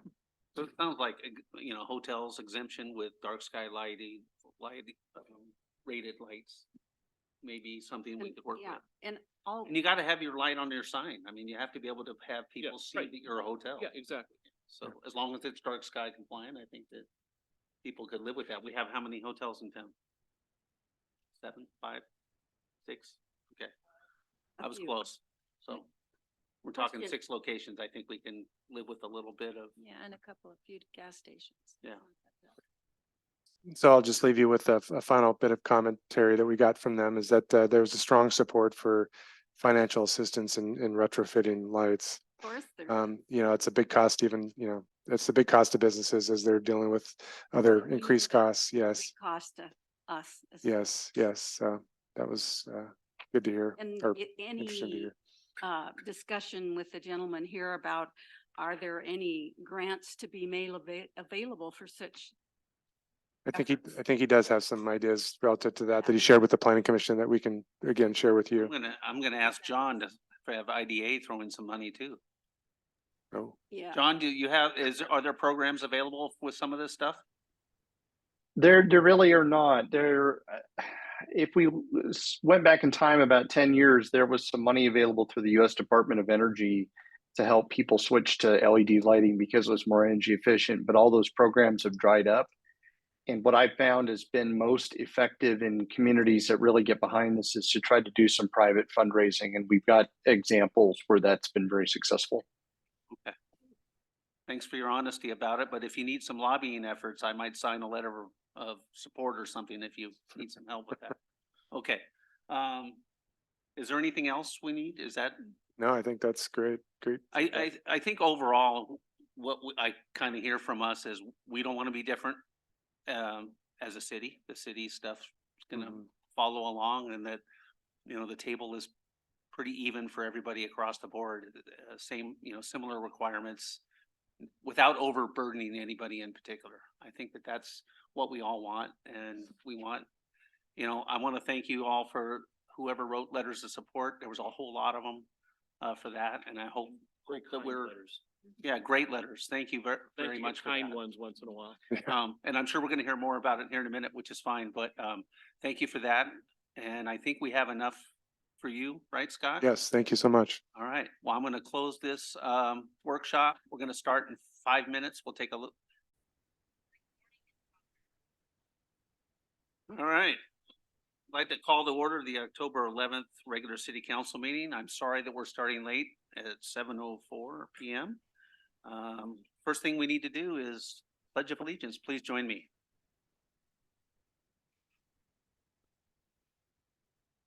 I pledge allegiance to the flag of the United States of America, to the republic for which it stands, one nation, under God, indivisible, with liberty and justice for all. Thank you very much. Roll call, Carrie, please. Mayor Preedy, Present. Council President Lum, Here. Councilor Letts. Here. Councilor Ross, Present. Councilor Cobb. Here. Next up is the approval of the agenda. We have a motion. Move approval of the agenda. Second. We have a motion and then we have a second. All those in favor say aye. Aye. Those everybody. Next up is visitor communication. Tonight, we're going to do online or Zoom virtual communication first. So I just wanted to note that we had 7 letters that came in today for the record, and that all the councilors did see those letters, and they've been saved in the file of this meeting. And then our first speaker is Madeline Stasko. Madeline, can you state your name and where you're from? My name is Madeline Stasko. Can you hear me? Yes, we can. Thank you for coming. You have 3 minutes. Okay, I don't need 3 minutes, but this is for Mayor Breeden. I was at the hearings for the homeless shelter, and in the first one, I heard you say that you were going to go out and contact the business people and get something to happen for the homeless this year. And I'm wondering how that's going and getting an update on that. I can give you an update later when I comment on it during my portion of making comments. So that'll be near the end of the meeting. I can't tell you when that'll be, but I'll provide an update at that time. Perfect. Thank you so much. Thank you for being here. Okay. All right, Paul Bennett.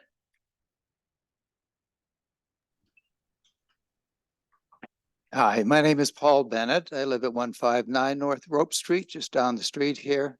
A couple of years ago, I wrote a book called Night Sky. It mainly featured my paintings about the night sky, and they were more in the line of kind of fantasy images, I guess. And I wasn't really concerned about dark sky matters as such. When I did the book, I just wanted a collection of my work, but to be put out there. And before I know it, I just really got caught up in this dark sky issue. And now it's become kind of a central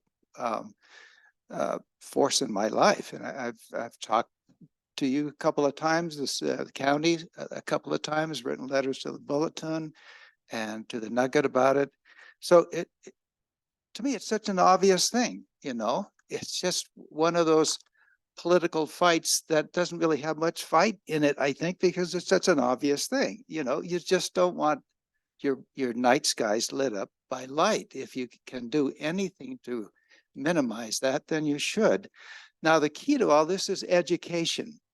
You know, just like with anything, just how do you educate the public? Now, a couple of you had mentioned, well, how do we, getting the word out to the public about some of these points you were making earlier. And, you send out a water bill every month to people. Is this, why can't you include in that water bill just a simple line about turning off your lights at night, with a certain time, 10 o'clock, and it just seems like such an easy thing to do. Again, people need to hear this kind of over and over again until they get the idea that this is the right thing to do. You just turn off those lights. I looked up about what kind of shades there might be for string lights, and there are all kinds of shades that cost anywhere from $1.19 up to more than $10, and some of them are quite attractive. But I didn't hear anybody talk about shades on string lights tonight. But that's another option to kind of throw out there, because they do give off a lot of light. And we had a neighbor leave their string lights on all night around their chicken coop, and they couldn't believe that those lights bothered us. I mean, why would we complain about them if they didn't bother us, but they did. So, just again, that education component that your lights do affect your neighbors. Now, as far as these city lights go, I mean, I agree, as it sounds like most of you do, that the city light should comply with the code. And I don't know where you come up with $100,000 that it would cost to do this. I just kind of think that once you have a prototype done for one, that you're just duplicating that 26 times. It shouldn't cost that much, $4,000 a light. And I think sometimes, if you were to ask Ed Beecham at the clock shop to design something, I would be very curious as to what he would come up with as far as a way to shelter those lights a little bit more with some kind of a cap. And so the money issue keeps coming up all the time, but it's kind of unfair to talk about that until we really have some good models of how much something is going to cost. Let's see. So, yeah, and another thing, I was once listening to your police report about safety in the city, and the policeman ended talking about, well, people should just leave your lights on. That's going to make you feel safer if you leave your lights on. Well, it might make you feel safer, but I haven't read any reports that say that is the truth. If you leave your lights on at night, you're going to be safer. From what I read, there's just no statistics to that effect. If you really need to leave your lights on to feel safe, put a timer on them. And again, educating people about that is a real key thing. So I guess in summary, and certainly I hope, even if we don't reach an IDA goal, it's good to have a goal.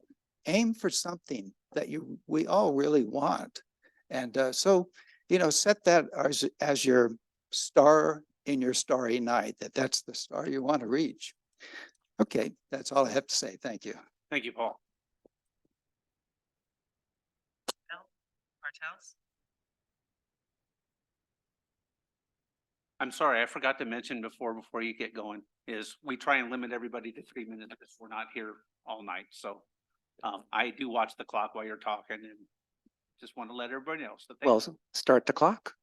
I'm Bell Bartels. I'm in Panoramic Estates, and I'm here supporting the light pollution. Who would have thought that dark skies would be an issue? But I guess it is, because it's a rapidly dwindling resource, affects our health, affects nature around us. But listening to you, I hear you're grappling with a larger question of, seem to be in favor of this, of when. So I've spent my life in Oregon, and I've seen a couple of towns miss their chance, and I don't think they're ever going to get that back. And so I would argue to you that your chance is now. You don't have to apply for IDA this evening. I think it's more of a process. And I think the reason the meetings go long and people have these discussions is because we're learning about it. It's new for all of us. So I urge you, though, to think about what it means to begin now. And I also urge you to allow your staff and engineers to come up with creative solutions. 100,000 for 20 lights or so. Can't we do better than that? I mean, we have smart people and sisters. As to this second part of when, Prineville and Sun River have this. There are 14 small towns in Utah and Colorado that have it or are applying for it. So surely there's so much in common. Surely they have lights that they once liked and maybe not finding them. So wonderful today. Surely we can be inspired by them and ask simple questions of them too. But I would argue that the big question is, if not, then when? And now is the time to do that. So how did I do on my time?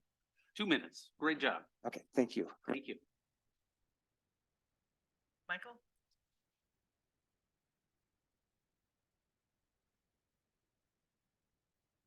Gaza Strip's probably out of power now, so they're in dark skies, unless there's some incoming weaponry paid by your tax dollars. Other than that, because I'm now in the vicinity of a person who doesn't want me in the vicinity of him, I'm not going to talk. Thank you, Michael. Mark Dickens?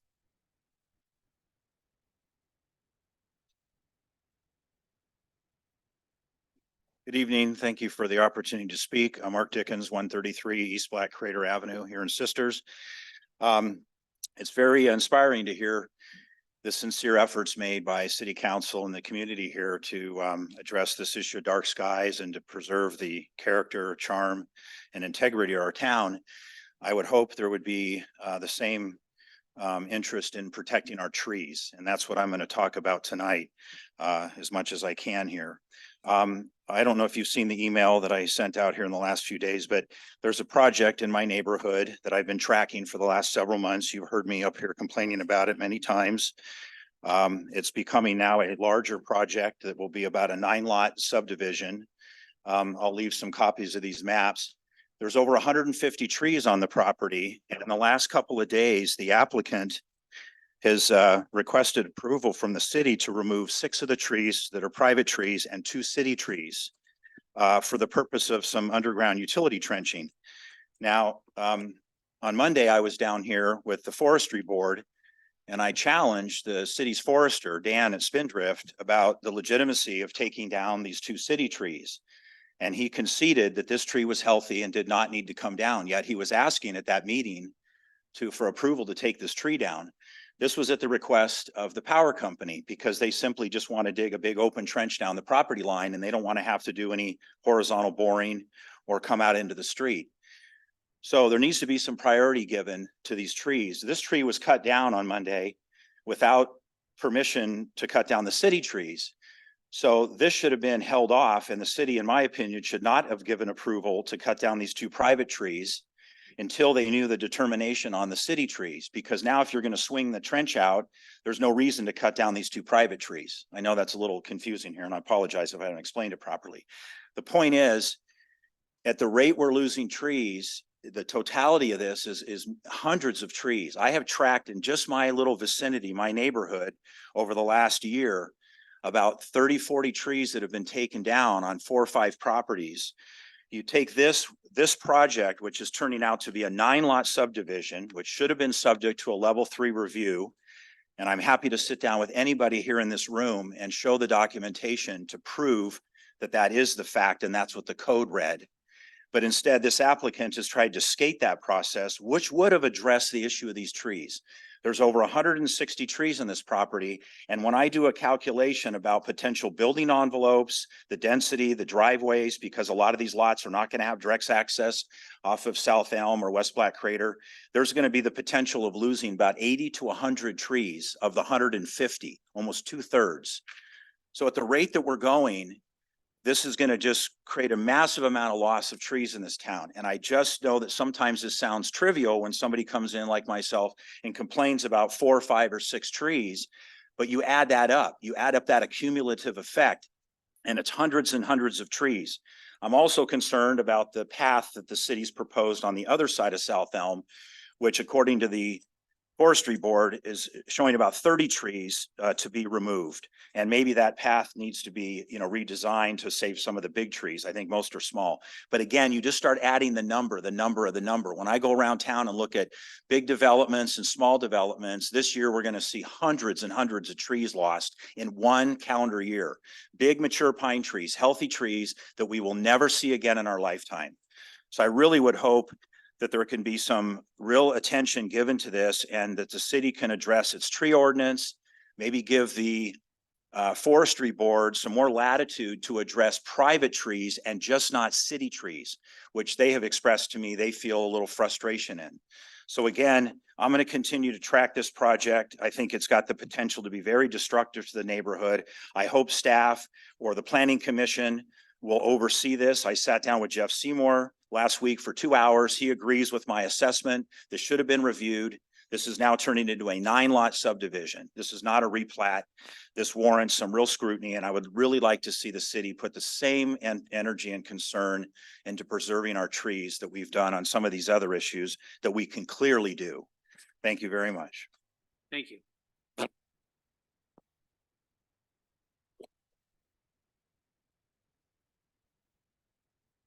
Oh, that's all? Okay. Sorry about that. All right, next up is the consent agenda. Do we have a motion? I move the consent agenda. Second. We have a motion and we have a second. All those in favor say aye. Aye. Okay, on to council business. First up is consideration of resolution 2023-13, ME. I have an opening statement to make before we get to staff though. And it's quite a bit, so I apologize. This is 5 pages long, so. This is the time set for a de novo public hearing on city file number AP 23-02, an appeal of the Planning Commission decision, PC Resolution 2023-07, affirming staff approval for city file number TU 23-05, an application for a temporary use permit to allow a mobile food unit to operate at 410 East Cascade Avenue for a period not to exceed 180 days. The appeal was submitted by Joseph Angel, and the land use application was submitted by Jacqueline Mansker and Jason DeHaan. The meeting is now called to order. The public hearing will be conducted as follows. Staff will make a presentation and councilor may ask questions to staff. B is entry of additional correspondence received into the record.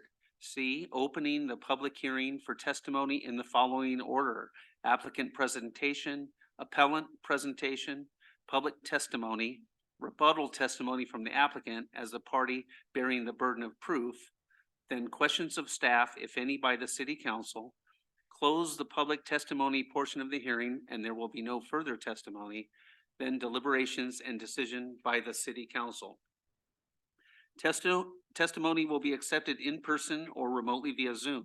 If you would like to speak, please provide your testimony after you are called. If you do not wish to provide testimony, please say no testimony after you are called. Any questions should be directed to me as the mayor. When you testify, please state your name and address for the record. Please speak clearly and loudly to ensure testimony is heard, as this hearing is being recorded. Callers will be muted after their testimony concludes. At my discretion, I may limit testimony to 3 minutes per person. I will probably do that. I would encourage those wishing to speak to keep testimony concise and relevant to the issue before us this evening. It is encouraged to simply agree with the point made by another person instead of remaking the same point. For the deliberations, the applicable substantive criteria are listed in the staff report. These are the criteria the city council must use in making its decision. All testimony and evidence must be directed towards these criteria or other criteria in the comprehensive plan or other land use regulations that the person testifying believes apply to the decision. Testimony that is not directed towards applicable or potentially applicable approval criteria, even if a strong point, is ultimately not relevant. On to page 2. Failure to raise an issue with sufficient specificity to afford the city council and the parties an opportunity to respond to the issue precludes an appeal to the Land Use Board of Appeals based on that issue. Failure of the applicant to raise constitutional or other issues relating to proposed conditions of approval with sufficient specificity to allow the city council to respond to the issue precludes an action for damages in circuit court. At this time, I'll ask if any counselor has any conflicts of interest. If so, please disclose the nature of the conflict and whether or not the member believes the conflict would preclude the member from objectively participating in these proceedings. Council President Blum. No, no conflict. Councilor Letts. No conflict. Councilor Ross. None. Councilor Cobb. No conflict. I have none as well. Does any member of the audience wish to challenge the ability of any counselor to hear this matter? Any attendees over Zoom will need to use the raise hand button to request to speak. I see none. Okay, thank you. Staff may now present their report.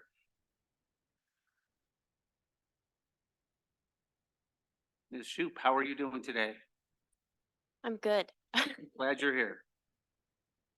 Thank you. Well, Carrie, I'm going to get my presentation set up. Do I have the ability to share? Okay, doesn't look like it.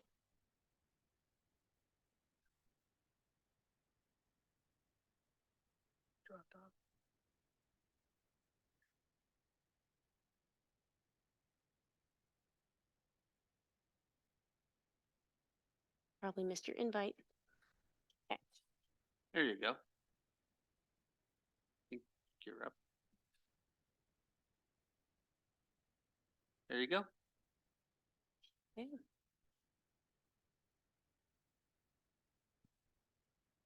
All right.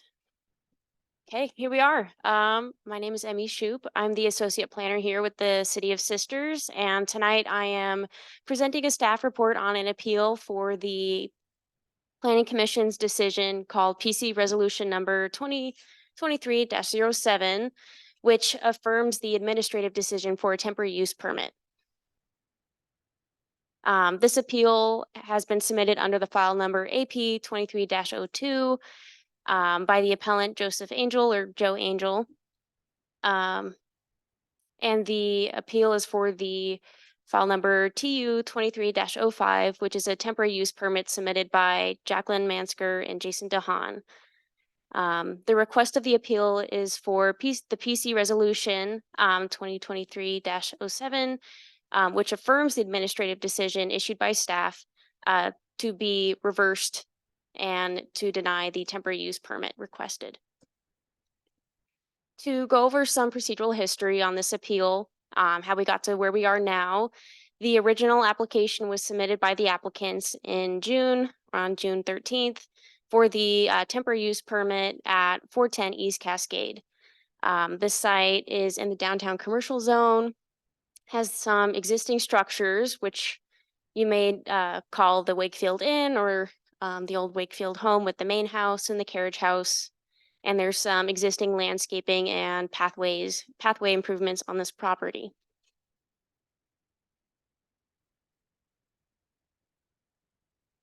To give a quick overview of what the application was requesting for the temporary use permit, the request was for the Brunchies mobile food unit to be located on the northwest corner of this property, tucked behind the main house and next to the carriage house, and including 2 picnic tables, a Brunchies sign, and a refuse area. As you can see on the site plan that the applicant submitted, there's this line that curves around throughout the property and has the number 126 written on it. This is in reference to the 126-foot setback from the Cascade Avenue right-of-way, which I'll get into more detail later. But the applicant proposed all of those features that they are proposing outside of the boundary of that 126-foot setback. During that time of review, we did receive public comments from neighbors, of which one was the appellant. That's how he has grounds for appeal or standing to appeal at this point. And he is the property owner of the lots directly adjacent to 410 East Cascade. During the time of the application review, Joe expressed the concerns of the lack of available bathroom and hand washing facilities nearby for the patrons, as well as he wanted confirmation of the 126-foot setback and how that's interpreted and applicable from the East Cascade Avenue right-of-way. Staff reviewed the application materials, the public comments received, and the applicable code criteria, and staff found that all criteria were met, including the 126-foot temporary use setback from the Cascade right-of-way. There were some items that where staff imposed conditions of approval as to ensure proper connection to water and sewer with a grease trap interceptor, available and orderly refuse receptacles, a sign permit, and ongoing compliance with the site plan as it was proposed and approved. This decision was issued on July 28th, and notice to parties of the record were notified at that time. Within the appeal period, we have a 14-day appeal period that followed after July 28th. And on August 10th, Joe Angel, the appellant, submitted a notice of appeal. The Planning Commission was scheduled to hold that first hearing where they review the record, heard testimony from staff, the appellant, and the applicant. And their ultimate decision was to affirm staff's decision for the temporary use permit as it was issued. Notice of this Planning Commission decision was issued on September 11th, in which an additional 14-day appeal period began and would end at 5 p.m. on September 25th. On September 25th, we received an additional or second notice of appeal from Joe Angel, in which staff had a quick turnaround to send out notification and schedule the next appeal hearing, which has been scheduled for October 11th, which is why we're here today. And I'm asking you, City Council, to review the record, hear the testimony tonight, and ultimately make a decision via Resolution 2023-13. All right, thank you. Before we get to questions, we do have to ask, have we received any correspondence on this matter other than those items that have been included in the agenda materials? I have received none. Okay, thank you. Sorry, I was asking. I usually look at Carrie when I do that. That's Oh, my good. fault. At this time, I will ask each counselor if they have questions of staff. Questions will be stated by each counselor, and staff will respond after all questions have been asked by counselors. And Your name? Mayor Pruden, I still have some Oh. additional slides to go over. So if you have any preliminary questions, I'm happy to address those. I just have a clarification question. Yeah. So the East Cascade right of way is Highway 20 and the East Cascade Avenue is not, correct? We do have East Cascade Avenue, which is a street name that kind of overlays the highway, as well as East Cascade Avenue, which is in front of City Hall here. Mhm. So it used to be one straight line right of way, and then portions of land and plats were vacated in order to accommodate the curved right of way of the highway. So that it's the 126 from the right of way, highway. Correct. Thank you. Yeah. I use the term cascade kind of ambiguously, and I'm happy to kind of dig into the details more through my presentation. I just wanted that one. Any preliminary questions or Thank you. can Emmy go? Okay. Go Okay. ahead. Oh, yeah. So moving on to the basis of appeal, the appellant, with this second appeal that we received, we didn't receive any grounds for appeal or basis of appeal that the appellant was using to argue at this time, this second round. And so given that we do have a notice of appeal that was submitted on August 10th with the grounds for appeal outlined very thoroughly from the appellant, it is staff's assumption that we're responding to those same arguments as previously expressed, which were to reverse the administrative decision and deny the temporary use permit. To give an overview of these assignments of error, these items can be summarized as improper operation of the food truck prior to the issuance of the temporary use permit approval, inconsistent code interpretations by city staff, applicability and accuracy of the 126-foot setback outlined in the code, applicability of ADA standards, application of health and sanitation requirements by the City of Sisters and Deschutes County. So starting with the appellant's first argument, he expressed his concerns on the improper operation of the food truck prior to the temporary use permit approval being issued.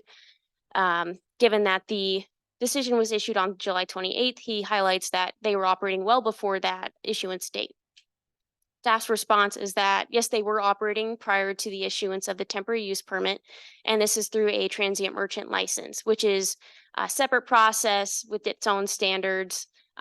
Both are subject to the 126-foot setback. So the proposal for that transient merchant license and the temporary use permit were somewhat similar, but ultimately, transient merchant licenses have a shorter operation period, and I'm going to say that you're probably very aware of those standards, so I'll move on. But to highlight the temporary use permits, they're limited to no longer than a 180-day period within a 365-day period. Moving on to the second argument, the appellant expresses concerns on what staff considers inconsistent code interpretations on how the setback applies to 410 East Cascade and his properties that are adjacent. I'm not aware of our current staff providing an interpretation of this code within since May 2020, or I'm sorry, May 2022, when that new code language was adopted. However, the Sisters Development Code is interpreted by staff objectively. And given that this is a curved right-of-way that we're taking a measurement from, that setback will look different on different properties depending on where it is. Moving on to the third argument about the applicability and accuracy of the 126-foot setback. The appellant kind of highlights three themes that touch on this topic, which is the staff decision ignores the setback language, such in quotations, East Cascade Avenue or any portion thereof. He also says that the purpose was to create a buffer area to protect all three of the Cascade streets from food cart use. And he also highlights that the exhibit showing the 126-foot setback, it's impossible to determine its accuracy. So I'm responding to these statements as, did the administrative decision ignore that language? What is the origin and expressed purpose of the 126-foot Cascade Avenue setback? And what is the basis of measurement outlined in Exhibit E that staff provided on the temporary use permit for 410 East Cascade? So starting with the origin, the setback from Cascade Avenue started with transient merchants back in 2015, and that original setback was 100 feet from Cascade. It seems that later on in January 2020, we adopted more specific language because based on the meeting minutes, there was some vagueness with what is 100 feet of Cascade or within 100 feet of Cascade. So they worked on that language and adopted it, still only applicable to transient merchants so that they couldn't operate within 126 feet of Cascade Avenue. And then in May 2022, which many of you might have been here for that process when we adopted this code language to be applicable for temporary uses. And that language for transient merchants adopted in 2020 is pretty much copy paste to what was incorporated into the code in May 2022. And I included this image, which is from a street view of Cascade Avenue in 2021, which is, I think, one of the most recent temporary use permits approved on Cascade. And I think that kind of was a catalyst for the conversation of, oh, we didn't realize that temporary use permits allowed these to operate on Cascade. And so that brought attention to this section of the code. The appellant calls out, did the administrative decision ignore this East Cascade Avenue or any portion thereof? Was that ignored in the decision? So I wanted to go through this chunk of language that staff reviewed when we received this temporary use permit for 410 East Cascade. It seems that the appellant focuses a lot on item I, which has that, in quotes, Cascade Avenue or any portion thereof between Pine Street and Locust Street, which seems to be the more general introductory statement used for describing this 126-foot setback. But for the purposes of this subsection, there is additional description of what is that right of way, what is that portion that is specifically applicable to that setback. And in this case, staff finds that the right-of-way, there's one right-of-way described, which starts at South Locust Street down here at this intersection at the center line. And I'm going to read verbatim, commencing at the center line of South Locust Street and continuing along East US Highway 20, OR 126, East Cascade Avenue and West Cascade Avenue, and ending at the center line of Pine Street, which is right here. Though there is this more general language for any street named Cascade Avenue, which this is a portion of right-of-way also called East Cascade Avenue. Staff doesn't find that there's a separate intersection described for this offshoot coming around North Larch Street or ending at North Locust Street. So staff's interpretation was based on this one continuous right-of-way and the 126-foot setback being measured from the edge of this right-of-way boundary. And this is a visual of if we were to be applying this more general statement, this is what that buffer would look like. Moving on to what was the basis of measurement for the 126-foot setback shown for 410 East Cascade. It is staff's understanding that the 126-foot setback is based on the lot depths and alley widths of lots typical in the downtown corridor. And the intent was to limit the visibility of temporary and transient uses from the highway corridor going through downtown Sisters. Ultimately, with this portion of the right-of-way, we can't measure from, it was difficult to find where that basis of measurement was. And so what we were able to use were two known points where that measurement or 126-foot setback would be taken. And we followed the curve of the center line of that right-of-way and took a conservative estimate on where that 126-foot setback would fall on 410 East Cascade. Using this to kind of confirm the site plan that the applicant submitted, staff found that the proposal complied with that setback requirement. And to touch on the final items, the appellant expressed concerns on applicability of the ADA standards, in which ADA standards do apply, but not specifically to the mobile food unit. They do apply to the building that is the place of accommodations for the bathroom facilities. And so ADA standards do apply to that building, but that's not part of the request here today, or I'm sorry, part of the mobile food unit operation. However, we did kind of bolster the condition of approval to acknowledge that the applicant must provide a readily accessible restroom within 500 feet of the mobile food unit, which is available on the premises now, and that facility should otherwise comply with applicable health, sanitation, and accessibility requirements. And the final item would be the application of health and sanitation requirements by the City of Sisters and Deschutes County. Staff applied conditions of approval as well as reached out to agency partners for their comments on this application.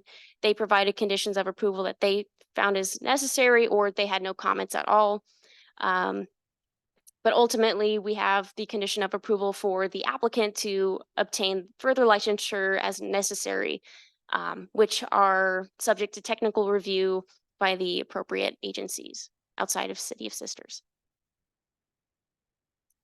So in conclusion, staff finds that the appellant's arguments have been thoroughly addressed, and the Planning Commission went through the appeal hearing process on September 7th and assessed all the information. They got the same presentation as you're receiving now. And ultimately, they made the decision to affirm staff's administrative decision of TU 23-05 with the conditions of approval as imposed. Your options tonight are the following decision options. One is to affirm the PC resolution as it's written, and which approves the application for the temporary use permit. Your second option is to reverse the PC resolution and deny the temporary use permit. The third option is to remand the appeal request and to take it back to Planning Commission for further consideration. And the fourth option is to affirm and amend PC resolution and ultimately approve the application for the temporary use permit with the modified conditions of approval as included in the staff report. Staff's recommendation would be option 4, which is to affirm and amend the PC resolution with the modified conditions of approval. Thank you. Okay. So now we're at questions for staff, is that correct? Thanks. Sorry that I jumped the gun earlier. Now's the time to ask the detailed questions. I don't have any others. Okay. I- Councilor Russ? No, I read it over carefully and waiting to hear applicant Okay. and appellate. Councilor Les, you have anything? Just for reference, I'm gonna, I hope I'm not trying to catch you off guard, but there has been an applicant for a vendor fair annually, at least the few years I've been here. And I know that there's been a little bit of back and forth with that applicant in regards as they usually like to set up on the school district property across the street. And that it was settled, if I'm correct, is that they were allowed to hold the event on the backside because it was out of that 126-foot zone. And that was because that was based on Highway 20 and not East Cascade Avenue. Because if it was based on East Cascade Avenue, then that would have totally blown their ability to even have the event out of the water. So I'm just comparing and contrasting, other permits that have been issued by the city so yeah, I mean, can you speak to that? Am I correct in my recollection? I'm going to assume that that's a transient merchant license, which It is. But it still applies to the 126. that is correct. I can't speak to the details on that, though. Okay, I'm not familiar. okay, that's all I had.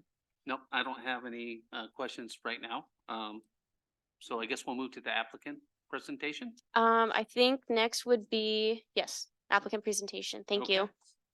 The applicant's welcome to come up and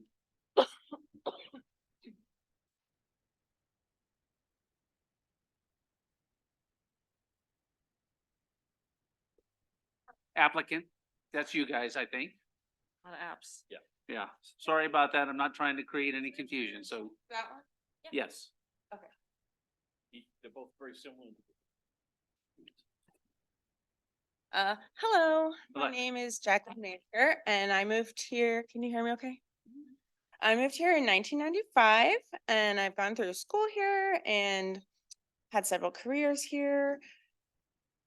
As a new business owner, I found it a little discouraging, the process that has come into play. I feel like moving forward, if there was some way that we could help new businesses, if someone has a frivolous appeal and no new information that they're submitting on a second appeal when the city's already made their decision twice. I feel like maybe there could be some kind of emergency kind of rules or like accommodations to allow people to operate so that they can provide for their families.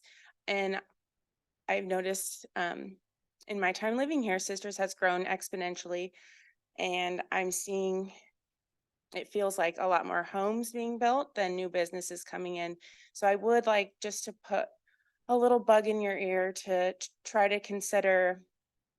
We have a lot of very wealthy residents, and we need to also help the small businesses that are coming in because we don't want to just be mansions. We don't want to just be houses, So if there's some way moving forward where there could be emergency provisions, I'm not even sure what those would look like, but I just want to throw out my 2 cents. We've put everything into starting this business and we've developed a cult following in Sisters. People love brunch. They love brunchies. And it's been really fun getting to be out in the community with our business and conversing with people. We've had lots of people come and support us. And we've tried extremely hard to meet all of the requirements, and we're always looking to learn and seeking new information from the city and making sure that we're following all of the rules. And so we're just really excited to reopen and give brunch to the people of Sisters. Thank you. All right, thank you. Can you stay there for a second? Because we're gonna give us an opportunity to ask you questions. Oh, yes. So, apologies. Counselor Cobb, you have any question? No. Counselor Ross? None whatsoever. Oh, I thought you did. Go ahead. Just reading through the application, in this process, looks like we've kind of worked through some, issues in regards to water, sewer, ADA, bathrooms, a little bit of trespass on a neighbor property, all that kind of stuff. So, I feel, yeah, do you feel like all those, issues have been handled? Yes, absolutely. And we're always happy to do whatever we can to comply. And we've enjoyed learning, how to have a new business, and we've learned a lot, and always happy to accommodate whatever we can do. If someone brings something to our attention that we are in the wrong on, we always amend it. Okay, thank you. The installation of the grease trap. Mhm. That's happened as well? Yes, Yeah. It's an important component from keeping the city system healthy, exactly. especially with types of products that a lot of food carts are providing. Yes. No questions? I don't have any questions either, and, but thank you for bringing up the topic about, being put through the ringer a little bit, on these appeals. I think that there's, it also, we do have to protect the public to allow to have these appeals. So there is a process involved, but, obviously with a business, it's, sensitive, and, I appreciate you bringing your comments to light because, we're obviously not aware of what's happened until this point. This is really new for us, and that's why, we're here to address it. So thank you so much. Thank you. We appreciate that. All right, now we can have the appellant presentation, and I apologize again for the earlier misstatement if I made it. How about I put this podium over there and then you could stand next to the. Okay. Okay, Yep. I'm gonna move this while you cut your stuff.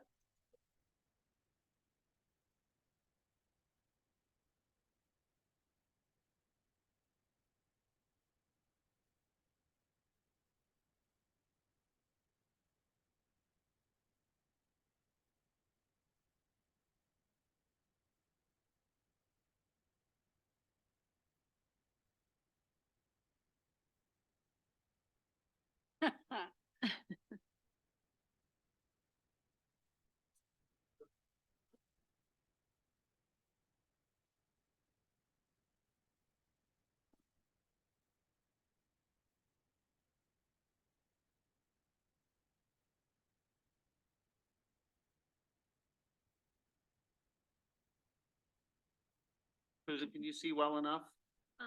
You I- can move over here. Yeah, Sorry to have to move you, but that's all right. Thank you for asking. Gary, you okay where you're at? I am. Okay. Thank you. Go ahead, sir. Please, be sure and identify yourself so we know who you are and speak clearly into the microphone best you can. I'm Joe Angel, 6535 North Greeley Avenue in Portland. I started in the restaurant business in 1967 and had a long career in that business. Some of the reasons for my appeal centered around my concerns about what was in the application. You have a photograph for my first exhibit of Brunchies. And it's important for you to understand that when I put in my first appeal, the cover letter said that I believe that the developer and that Brunchies should be encouraged because I believe they were both spending a lot of money, having a good design. That my appeal was about, is this what city council policy was all about? Because city council has talked about this 3 different times in a public hearing. This all started with Christmas tree lots, if you'll recall, some of you can recall. And it all started about whether those kinds of uses, temporary uses or transient merchant's license at that point, should be allowed to use Cascade for that activity. And as I understand the concern, it was that the aesthetic of Cascade Avenue was paramount and very important to the city. And that the representation of that aesthetic, the 1880 design, the storefronts that way back when were made available through Brooks Scanlon and Mike Halloran to give this City of Sisters a unique presentation. Then we have the various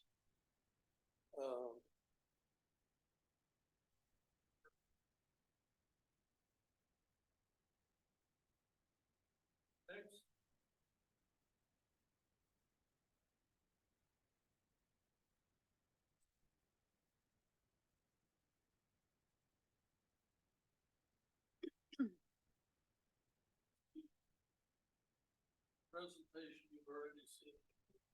Report. Well, sorry. This is the presentation seen in the staff report. I want to point out that the date on it is December in 2021.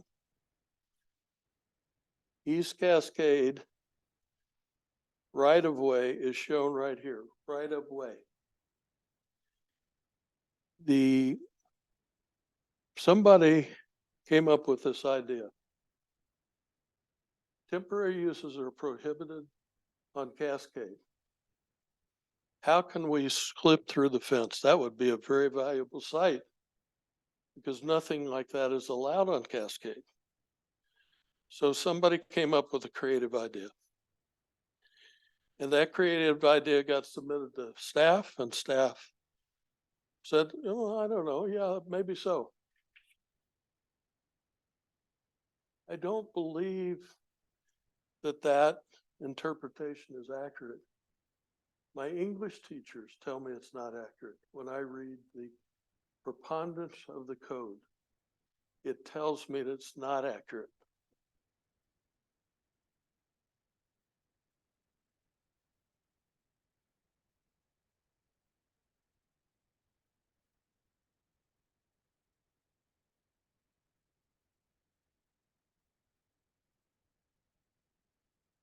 This helped me because Emmy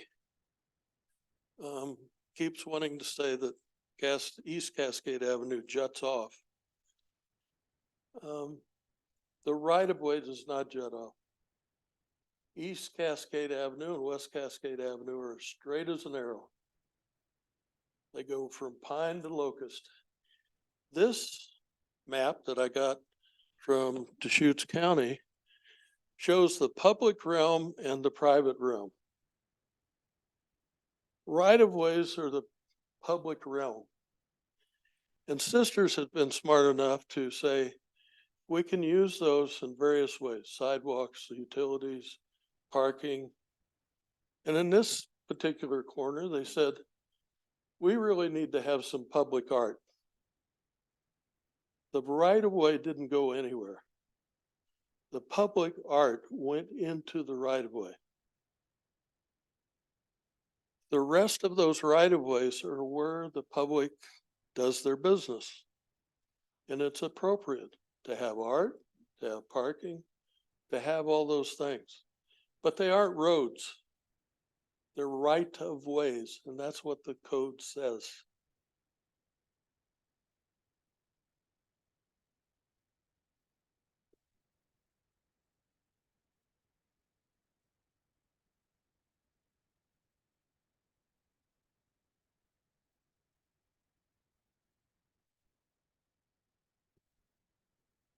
Now, we've talked a little bit about history. I think Emmy made a good presentation of that.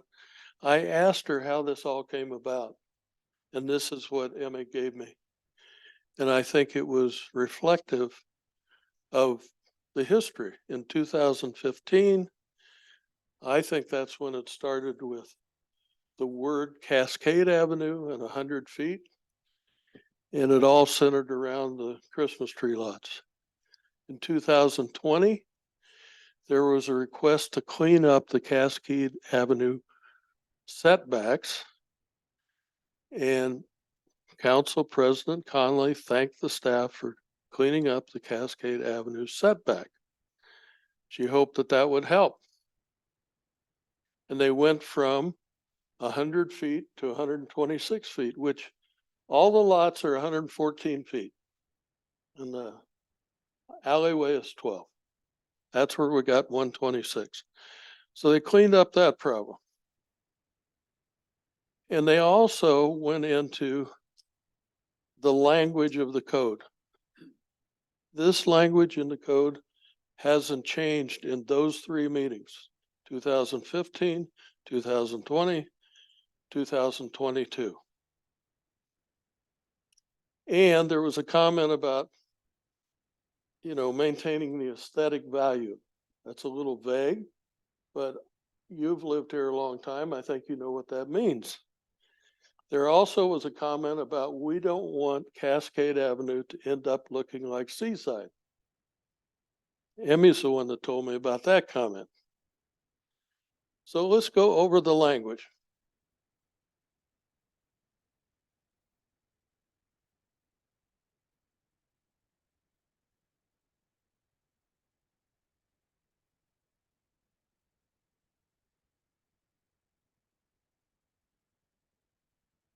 I admit that I have put the red printing in, but I believe that that shows a vision statement. I was on the planning commission for 7 years.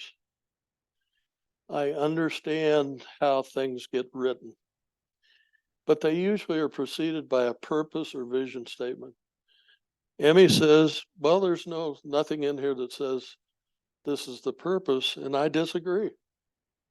F is very clear.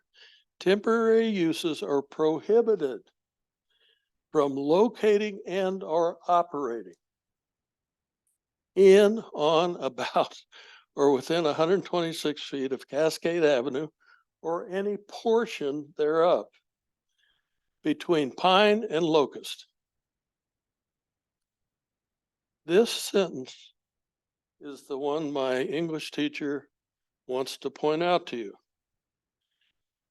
Continuing along Highway 20 and 126, I believe that that was the vision of City Council, comma, East Cascade Avenue and comma and West Cascade Avenue refers back up to this. It's common English interpretation of that sentence, unless you say, I wonder how I can get around this. So this sentence says that the three streets down here are the streets that are individually identified, and it shouldn't say streets, it should say right-of-ways. Those three right-of-ways are the ones identified in the code, and they've been in there through all the public hearings. Not one change. The change about depth has happened, and this wording about 126 feet has happened, but the rest of that part of the code didn't change one iota. And what does that mean?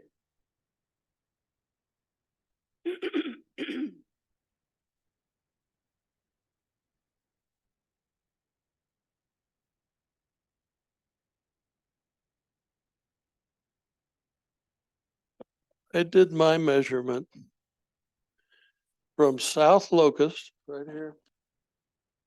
Yes, the code starts out at South Locust and Highway 20, but the other words include all the other right-of-ways. South Locust right here. East Cascade Avenue ends at South Locust. And it ends down the other way at Pine. This area in front of the property is all right-of-way. As you remember, some of you, before the statute came, it was all paving. And then the city said, you know, we ought to have public art. I agree with that. And I agree with the policy concept that Cascade is critically important to this city and what you're presenting to the public. So what happens now? If you approve the request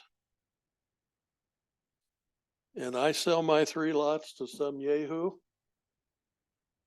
he's not going to say, hey, those are worth a lot of money. I can put in a food cart with cotton candy, or I can put in a little Ferris wheel for kids. Or another guy would come along and say, I can put some tables out there. I don't need much. I just want to sell rocks and shells.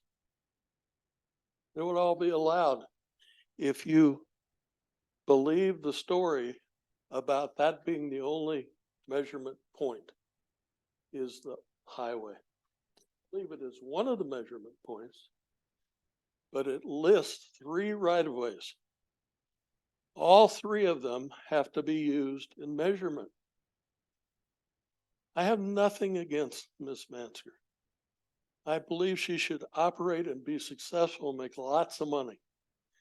And I believe the guy that's putting in the inn should do the same thing.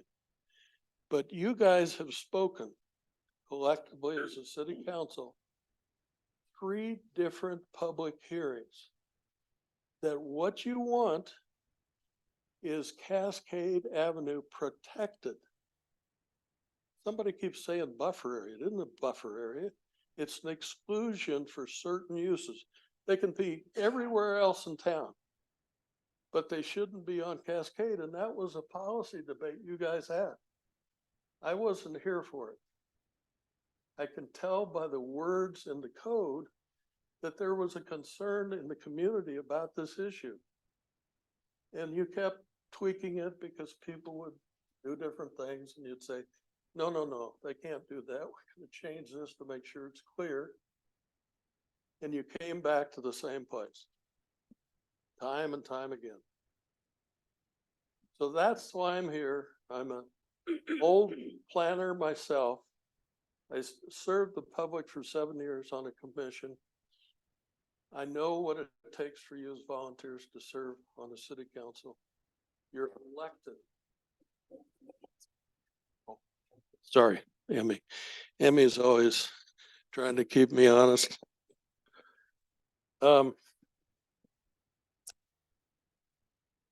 You are the policy guards. If this is the policy, the last 3 times you met that you want, you only have one choice. And I think that was the community value when you originally put those red words.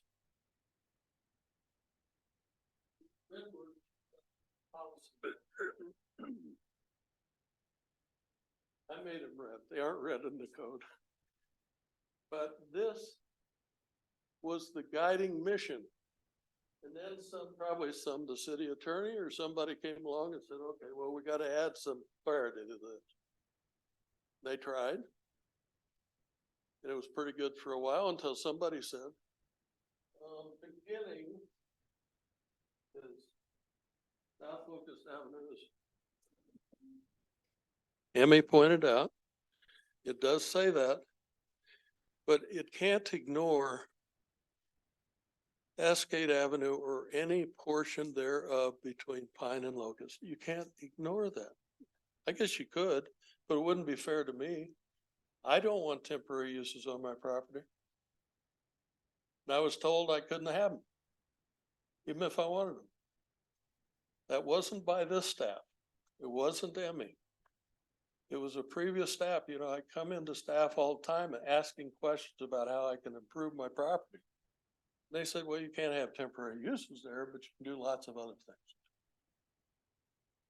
So I have a request. Like Emmy has a request. I have a request.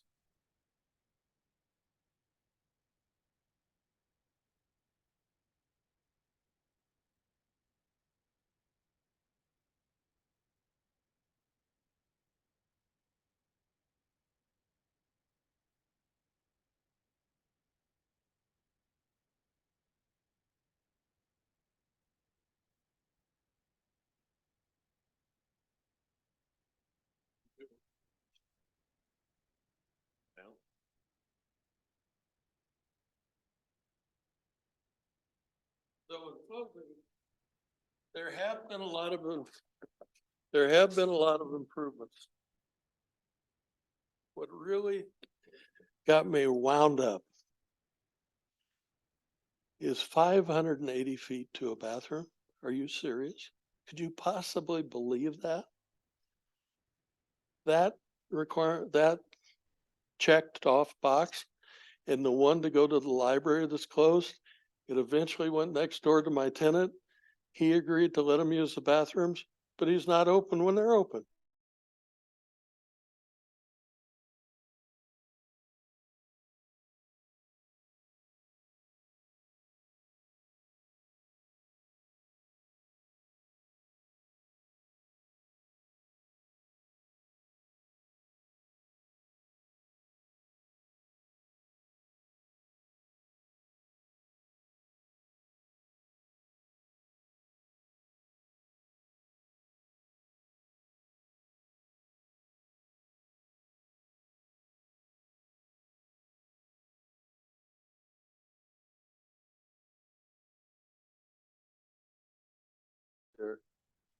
Going down a block and across two intersections to an outside bathroom down in the park is craziness.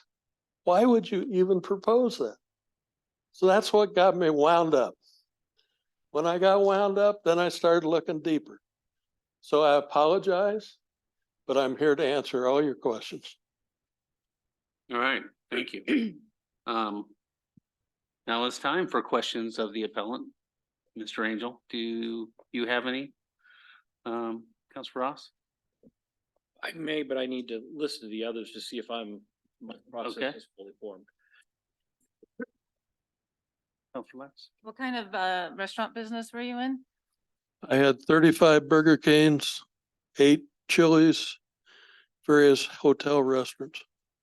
I had 1,800 employees when I sold my business.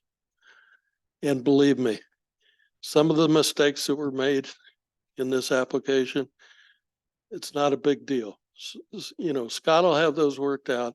But I have to tell you, you have to look at what the vision was from the city council to know how you react to some of these things. And what planning commission were you on? It's Portland. Now I'm wondering whether we did the right thing in Portland. We tried to make it very pedestrian friendly, and it's a terrible place right now. I have a clarification question, but I don't know. Well, I can ask that. yeah, I think we'll get back to that. Okay. We'll have time for that. Um, Go ahead.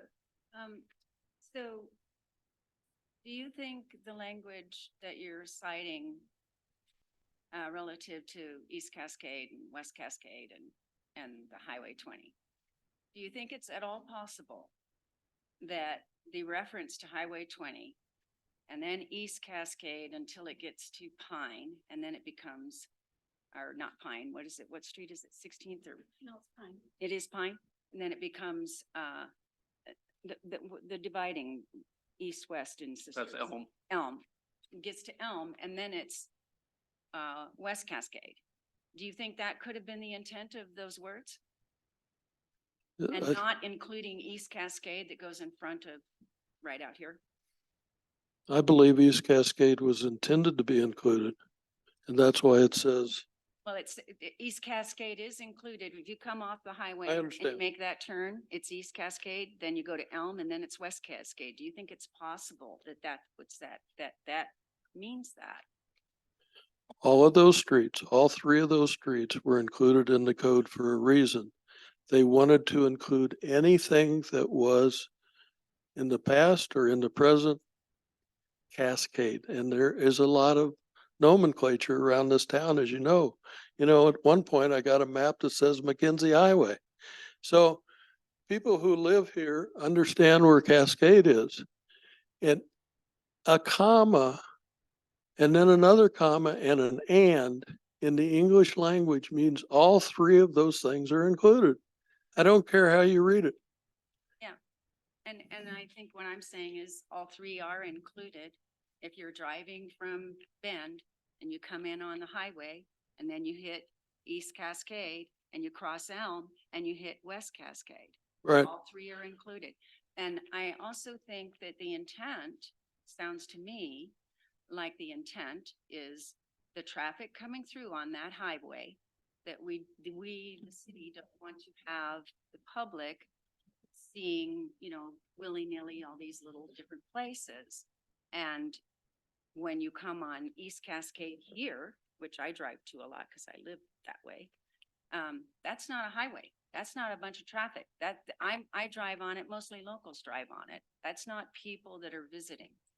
So I just question that maybe, the intent really was the highway itself feeding into Sisters and on out.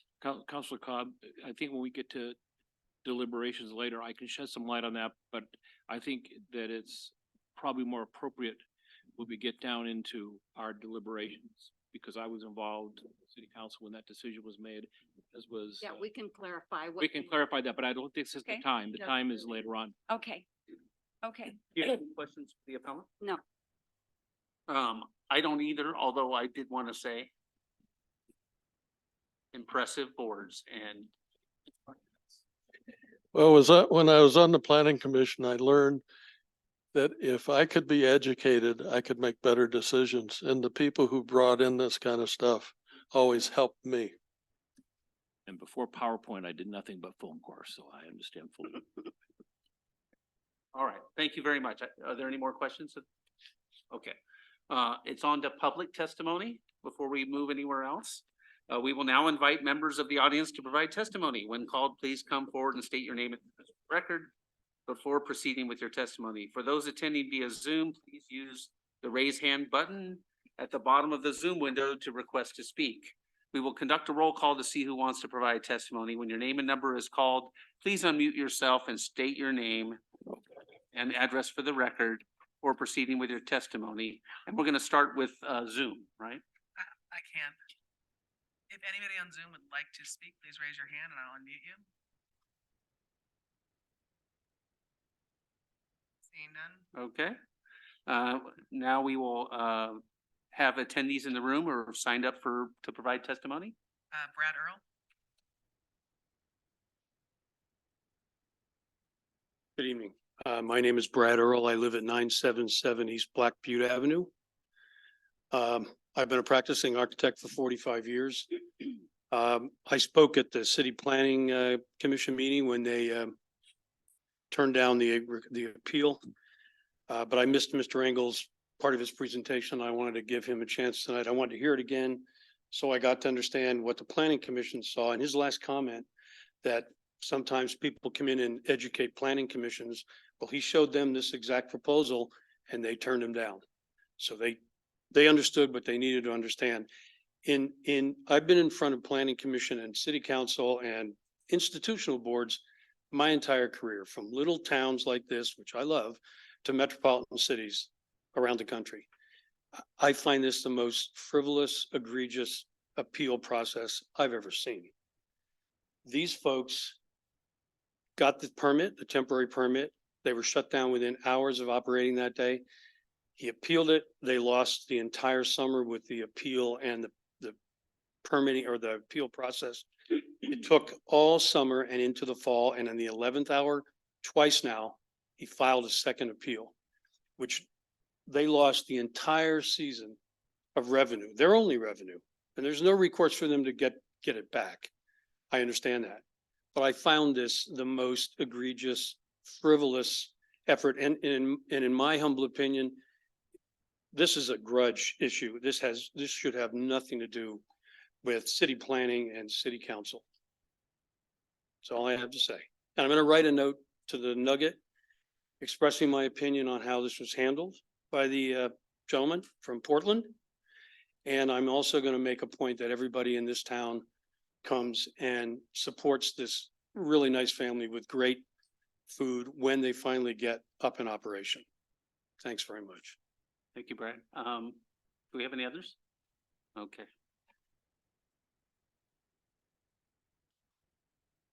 Are there anybody in the room that want to give this is the final call for testimony? If you want to raise your hand. Okay. And we did Zoom first. Time for applicant rebuttal, if you'd like to speak again as the applicant. Do you have anything to add in response to the testimony you've heard already? Yes, just super briefly, I want to say that our entrance is on Larch Street and you can't see our food truck really from Cascade when you drive by. And it is well outside the boundary. Thank you. Thank you.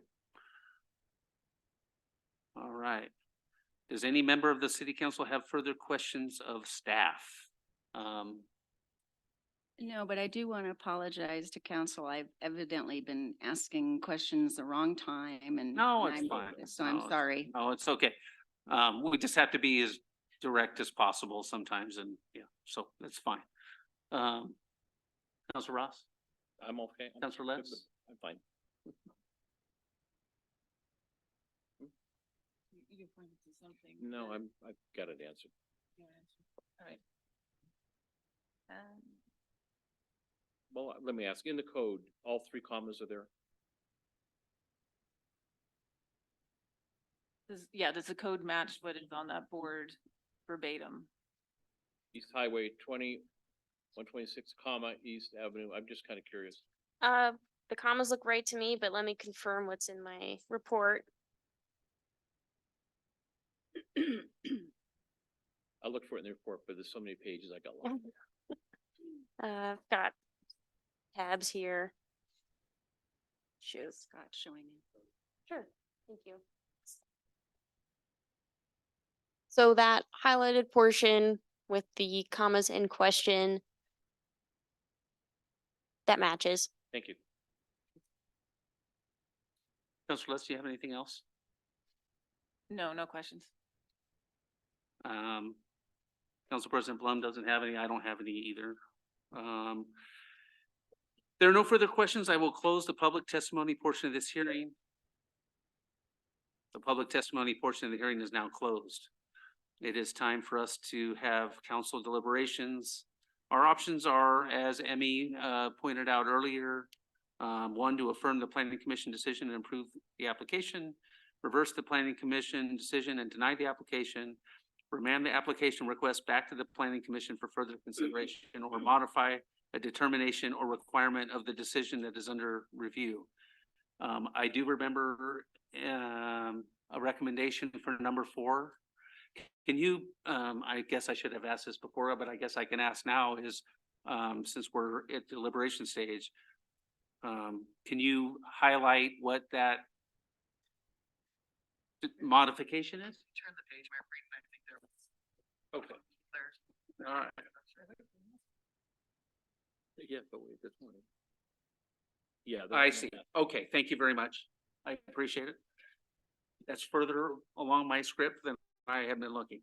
Okay, when your name is called, please provide your thoughts on the application and evidence presented, what decision you were inclined to make, whether there are findings in the staff report that you would like to change, whether you have any edits to the conditions of approval proposed by the staff report, and any other thoughts you might have on the matter. I will continue going through the order until there are no further deliberations or until a motion is made. So you will have the opportunity to respond or adjust your thoughts based on testimony of your fellow counselors.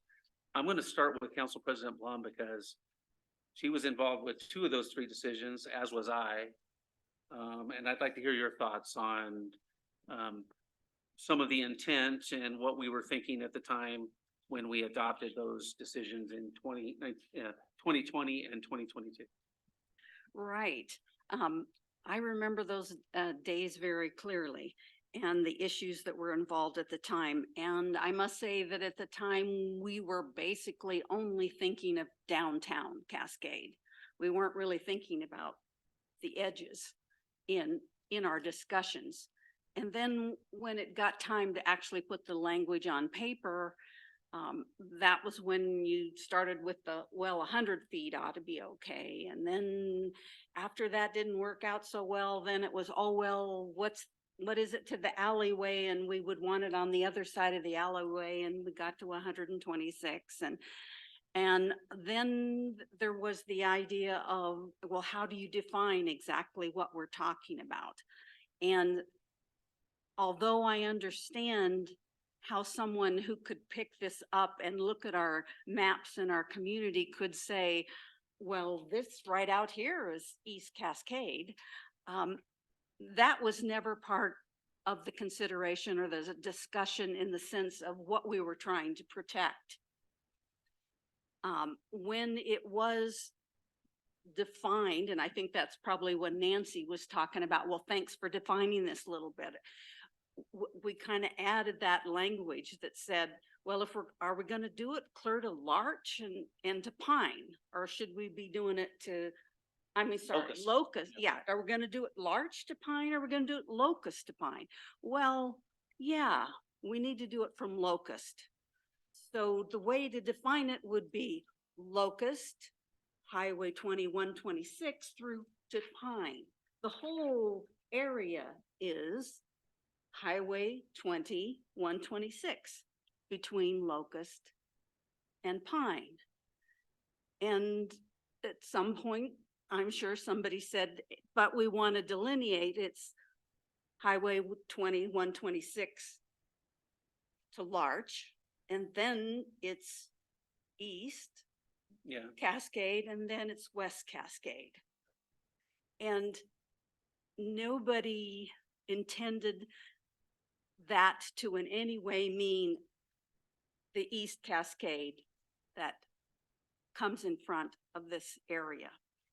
That some people have looked at that and said, okay, because in some other part we say, or any portion thereof, probably should have gone back and tweaked that section when we made the change there, or have thought that, but we didn't. And maybe somebody remembers it differently, but I remember specifically, no, we're not talking about East Cascade in front of City Hall. That's not what we're talking about. And that's why it was delineated in 3 parts, because there was 3 parts in our minds. And so unfortunately, I think that this is exactly what the council intended, as opposed to how you're interpreting it.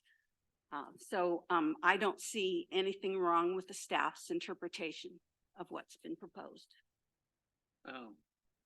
I could talk a long time about it as well, but I completely agree with what you said. And to the applicant's last comment about not even knowing Brunchies is there, I'm going to pick on you because you said it earlier. You said, I didn't even know it was there. I've never seen it. And you're a longtime resident. And I drive down this street all the time. And we drive down East Cascade Avenue, this little part, all the time. Right. Do I feel a little bit for the appellant? A little bit, I do. I see how you see the language like that. A comma here, a comma there, or any portion thereof is a hint of something, but it certainly wasn't the intent. And so I think that the 126 foot setback that's been identified by staff and approved by the planning commission, I think is acceptable. I did want to point out that I agree 500 feet to go to an accessible restroom is ridiculous, but I don't see that we have any control over that. Oh, sorry. I know you've ended up with something much better. I understand that. I just, in reading through the materials, that would be considered acceptable, and I go, and I'm just, you guys feel free to chime in with what you want. Go ahead.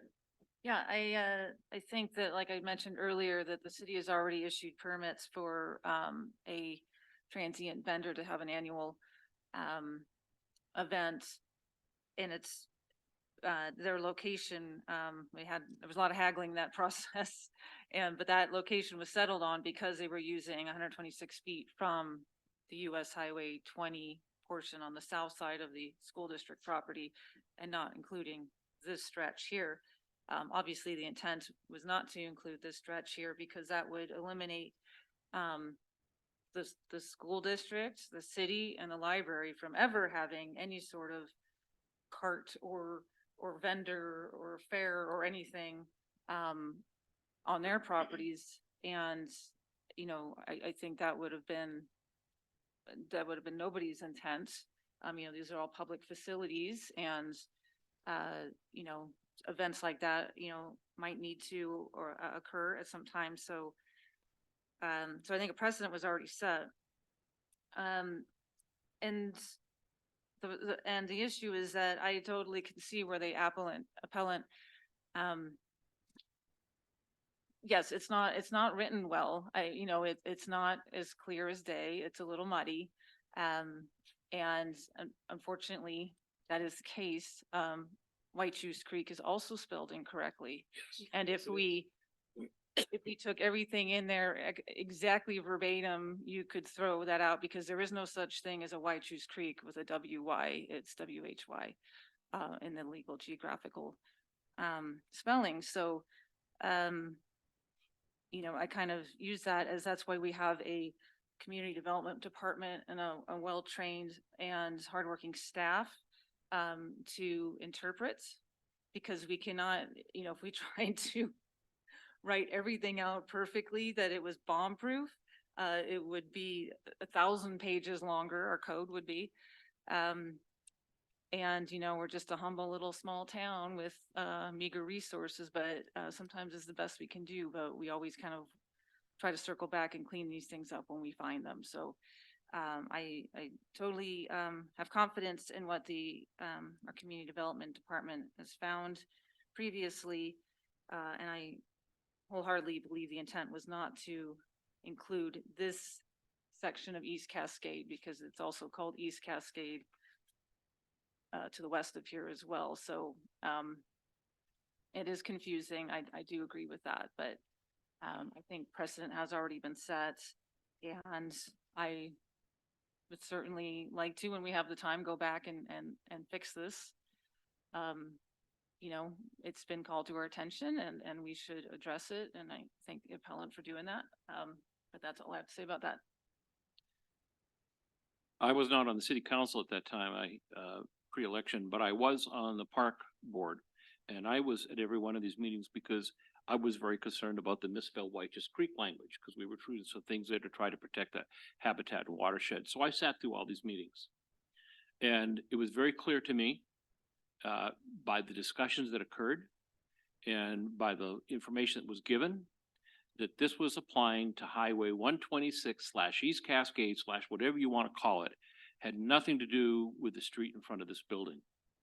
And so, you know, that's where I'm coming from. I have to, you know, is it poorly written? Well, we can bring the English teacher in, they can write it for us.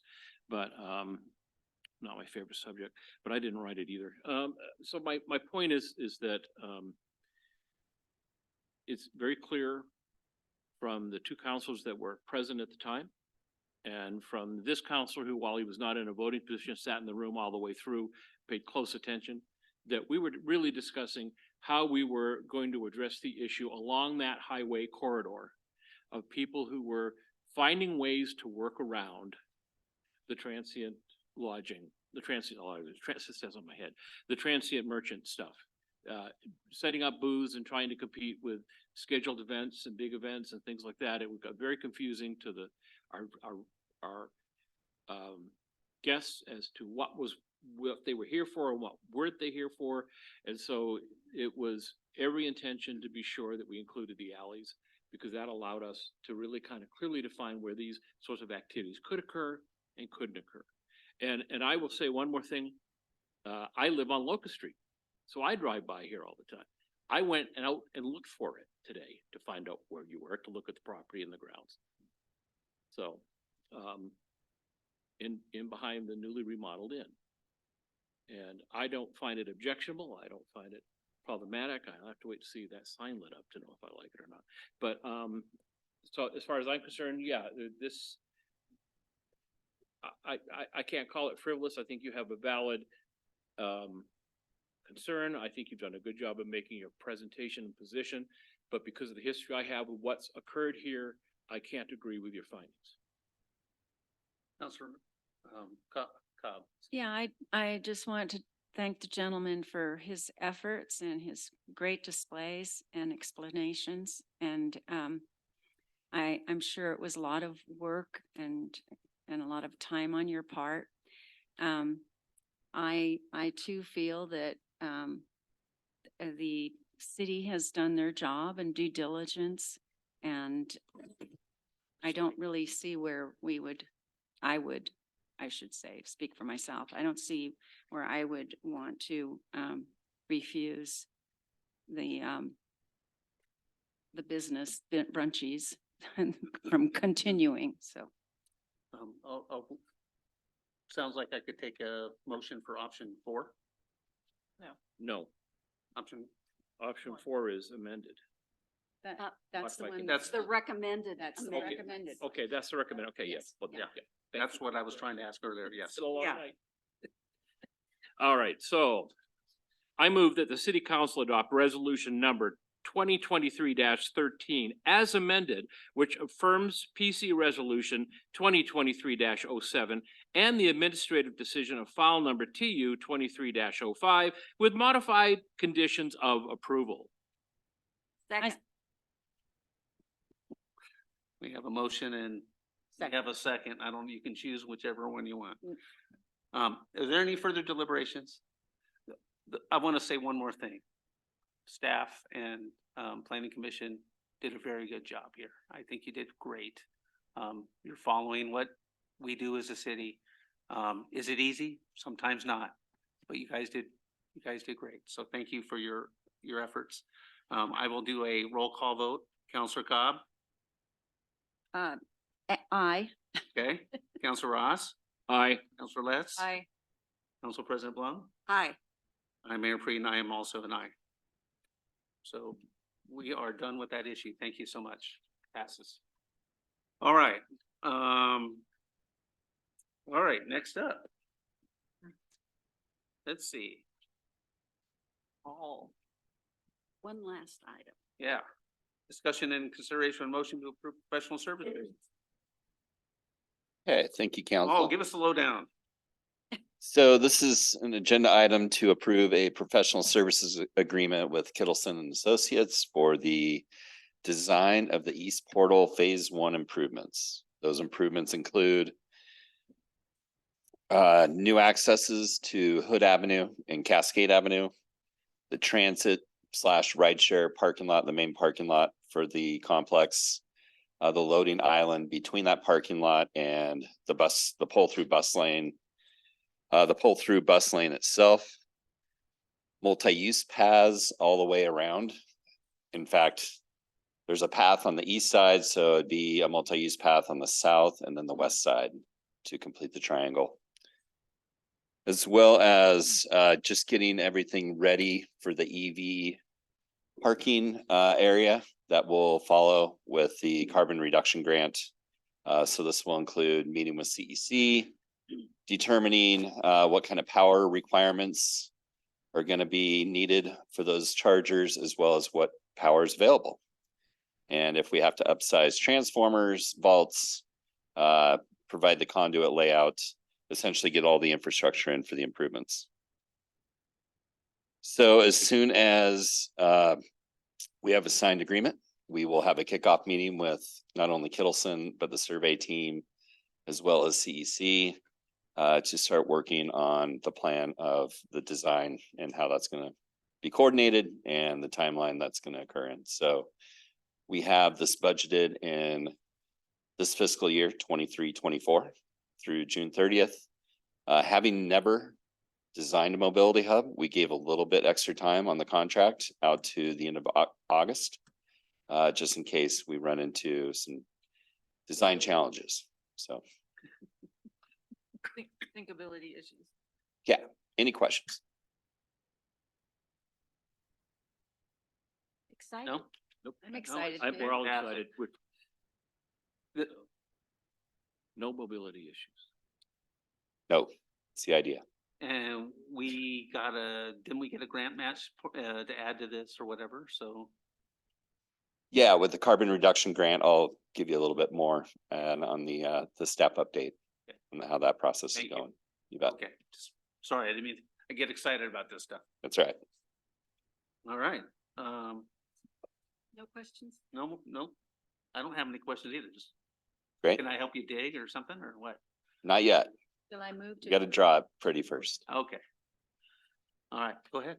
I move to approve the professional services agreement with Kettleson and Associates, Inc. for the design of East Portal Phase One improvements in an amount not to exceed $93,445 and author, $954. 450. I'm sorry, nine hundred, 93. not to exceed $93,454. I had it right. I just said it wrong. Okay. And authorize the city manager to execute the agreement. Second, we have a motion and a second. All those in favor say aye. I, Aye. Aye.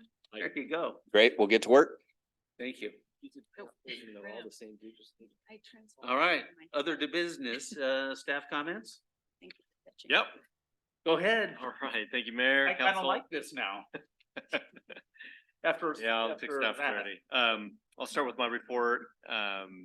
Counselor Letts, the Mosaic lease approval was on the council docket today and they got approved for their 2-year lease. So all right. I'm out there at the health center, for the Sisters Clinic. So I think that's, the initial 2-year lease and hopefully future renewals. So head in the right direction. So the county approved that today.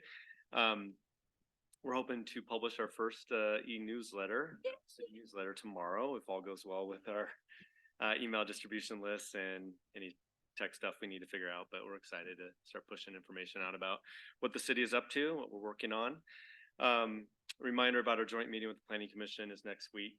It's Thursday at 4 p.m. And that same evening, I believe, is when the Explore Sisters Community Forum is at 5:30.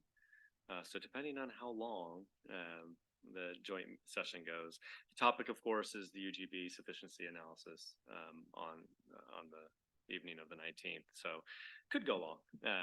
Lots of information there to share with both bodies. A couple of meetings I got coming up next week. I'm presenting to the Council on Aging on Tuesday. So excited to meet with that group. And then here at City Hall, we're hosting the Community Builders meeting, C4C. So it's a chance for me to share what the city council is working on, what the city's working on, our council goals. You know, and I guess I've been here for a few months now, so can share what. You don't have them memorized yet? Working on it. I'll have a few slides and talk about cool things like the East Portal and the roundabout. Like you guys got to do some things on tonight. We had that public comment about the cold weather shelter, and I just wanted to remind the public and council we're still in that appeal period with the potential for an appeal to the circuit court. We haven't heard anything, haven't heard word about it. I think we're probably about halfway because it's a 60-day appeal period. So we don't know the status of that. You know, we've had informal conversations internally about potential, you know, next steps like a community dialogue where the city would be involved, but also the purpose is bringing the community together. You know, we had 250 people in this room physically and virtually. So we know there's a lot of interest in this, especially as we head into the cold weather.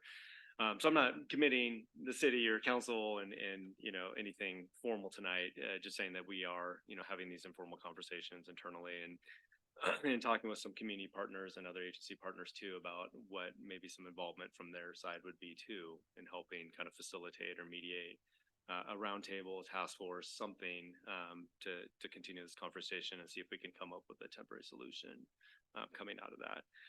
The other public comment on you know, regarding the tree removal, we had some emails coming around that too. I know there's been community conversation at the forestry board. You know, it's kind of a part of development that trees are removed. In this case, this is the tentative plat or the preliminary plat for the development, putting in utilities. So 6 trees have come out, but you know, our tree code is that we scrutinize you know, all significant trees. And the next step on that development, which were partitions in that area, I think 2-3 lot partitions would be, you know, future tree removal as, you know, building permits come in and get, you know, assessed by staff. But, you know, there isn't a permit process per se for private property on trees. The forestry board is only for public, trees in the public right away, in which in this case, there was 2 trees that were removed. I think one was dead and the other, the power company was running, service lines and upgrades in that area. So those trees were removed. So it is an issue we're aware of. I'm sure, with the activity that we see in town, you hear about trees. And we will have I think, a future conversation either at the next meeting or the meeting after that, possibly sometime this fall, winter, talking about putting the landscaping tree language from our development code, make sure that we have it in our municipal code. Formally, we don't right now. It's just associated with development. When people come in and apply or speak to planning staff about removing trees. So something that I think we'll have more conversation about, especially, with some of the developments happening in town right now. Seeing a lot of tree removal going on. And that's it. So next up, I think I'll pull Paul. Well, actually, no, I'm gonna start with Carol. I always start with the people that are already up here. So I will give you a very brief, we were invited to apply for a $20,000 grant from the Ford Family Foundation to support the Civic Leadership Academy. So I am working on that grant right now. And I'm gonna say when we get awarded that grant, we'll bring that to council. And then we, as you all know, we're in open recruitment for board positions. We have 13 open positions. I've already received 10 applications, very qualified folks applying. So that is much faster and better than we've seen in past years. That's all I have. And how long is that application process open till? November 10th. Okay, so. A while yet. Yeah, and I think we generally know a lot of people who might be interested in that kind of stuff. I And forwarded it along to some people. yeah, I mean, I think that it's part of the reason that we're volunteer city is because volunteers beget other volunteers. And I think it works well, to be honest with you. All right, thank you. Great. Paul? Public Works Director. All things Public Works. Speaking of meetings, I will be meeting with the Rotary Club next Tuesday. Just to talk again, all things Public Works. So Locust Roundabout, our water wastewater master plans, the big projects that are involved with those plans. Barkley, alternate route improvements, East Portal, obviously. So we'll give them the lay of the land and I'm sure they'll have a ton of questions, but it's good to get out to the civil groups and help clarify and educate and just hang out with them for a little bit. So with that, our biosolids project is about half done. It's moving very quickly. We should be done hauling by the end of next week. It's possible that we will have an overage in gallons just with the amount of biosolids that are in that pond too. And if that is the case, we will come back if necessary with a change order request on that. Kudos to our crew that they're playing farmer. Just another one of those things that they do, and they're out there with the tractor lights on, disking those biosolids in because it's required within 6 hours after they're applied, and then our contractors work until 5, 6 o'clock at night. So they're stepping up big time there for us. We got a homecoming parade coming up next Friday, 4:30 on Hood Avenue. So we'll be providing the traffic control for that. If you haven't been there, it's great. School has a lot to celebrate for fall this year. So we'll help out with that. Go out Wood Street, isn't it? On Hood, yep. And then, so we'll be meeting with ODOT, hopefully next week, if not the following week, to go through the carbon reduction grant process. This is new to them. This is new to us. This is new to their staff. So we'll have a dedicated staff member that'll walk us through not only the logistics of the agreement for the grant, but also reimbursement processing, timelines when we can start working on it. So after that, we'll have a lot more information to come back to you with on, when the start date is, when we're going to get going. And then lastly, McKinney Butte corridor. Part of this was to look at some of the concerns from Kathy Russell that she brought to you all. Also, it was a good time for us to get out and talk with the school district, about the new elementary school, how traffic flow is going to be anticipated out there on site, pedestrian routes, Gonna get nutty. parking lots. Yeah. And we've spent some time out there just looking at what the high school is doing and what the middle school is doing for traffic volumes. And it's pretty significant, but they are spacing them out. So it does help. The start times, you mean? Yes, or the close time, start times. Yeah. Yep. We're looking at crosswalk locations, mostly between the high school and the middle school, potential for raised crossings through that corridor. At least 2 of them to not only make it really apparent that there's a crossing there, but also to help slow people down. Works too. Potentially another crossing down by the McKenzie Meadows Village of Cold Springs area for middle school students coming out of those properties. Well, all 3 students coming out of those properties. And then additional crosswalks at Trinity and Brooks Camp. So our engineer, civil engineer, Eric, is putting together an exhibit map for the corridor, and then we'll get a tech memo from our transportation engineer that will share with staff first at the school district to make sure we're all on the same page, and we'll be able to circle that back to you guys what the plan is. And then follow up with Ms. Russell as well. With that, we're looking at the school zones on 242. Right now, you go from 40 at Hood to the school zone, basically at the community church, and it drops, and then it ends right about Edgerton Road, and then you're right back up to 50 right there. So we put in a request with the school district's support to move those speed zones out past McKinney Butte, even past their bus barn entrance, which is about 500 feet to the west of McKinney Butte. So, and then ask for a 30-mile-an-hour speed zone all the way through that corridor, along with the school zone of 20 miles an hour. So those have been put in. It's lucky that we did them now.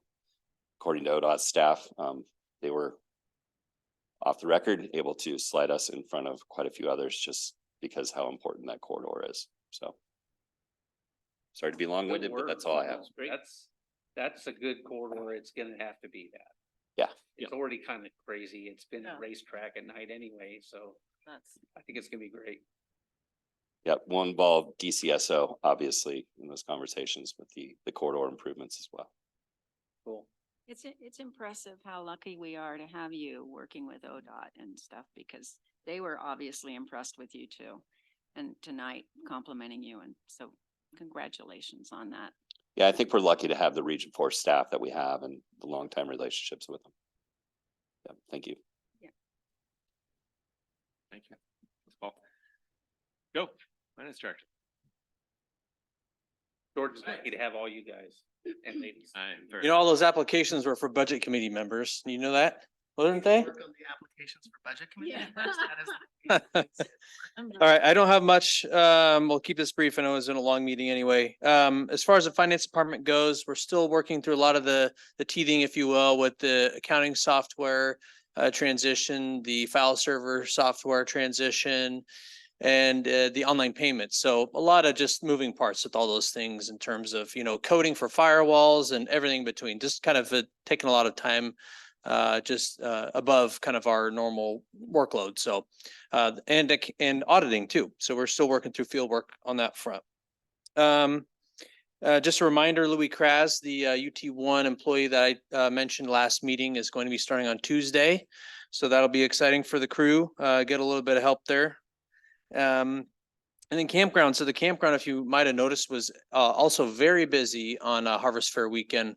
So just based on some of the feedback from our staff, you know, there's a thought that we might extend reservations actually through that weekend, just because it really was full. And then also potentially keeping a camp host on through that weekend. Some of them are a little bit more sensitive to temperature changes than others.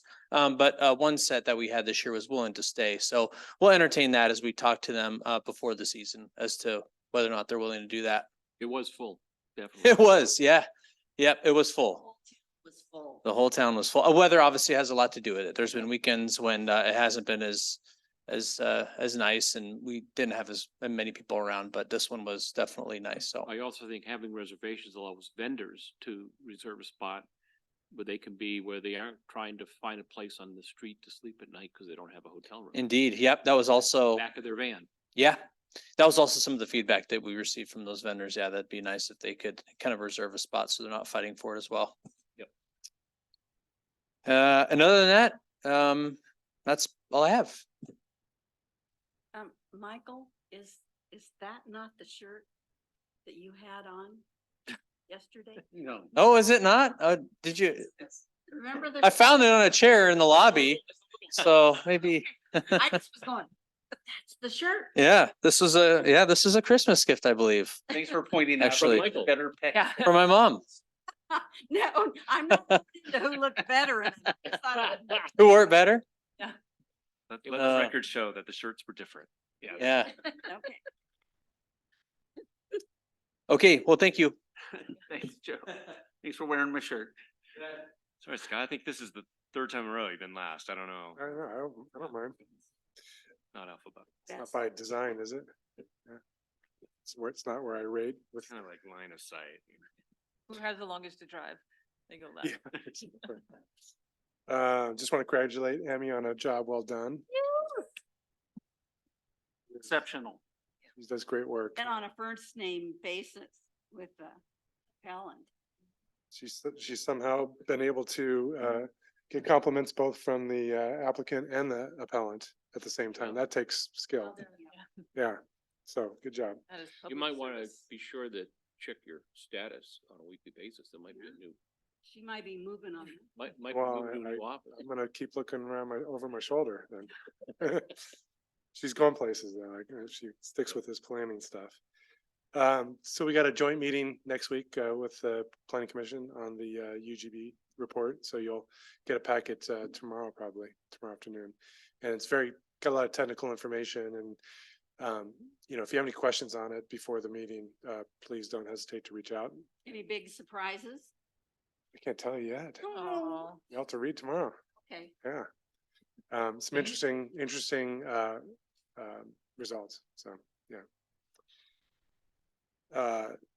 Building permits, after some lean weeks with building permits, we got a rush on building permits over the last couple of weeks.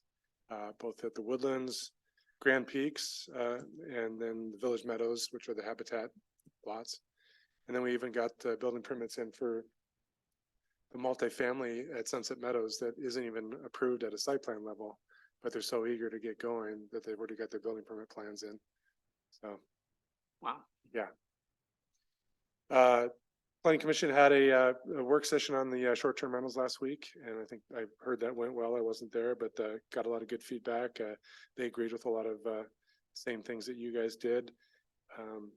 They didn't have as much support for maybe the concentration of or getting rid of or adding a concentration limit to mixed-use buildings downtown.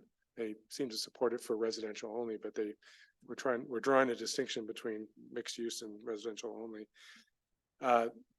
They did ask for more enforcement information. So in addition to information we've gotten from complaints to our code enforcement officer, Matt's also got in touch with DCSO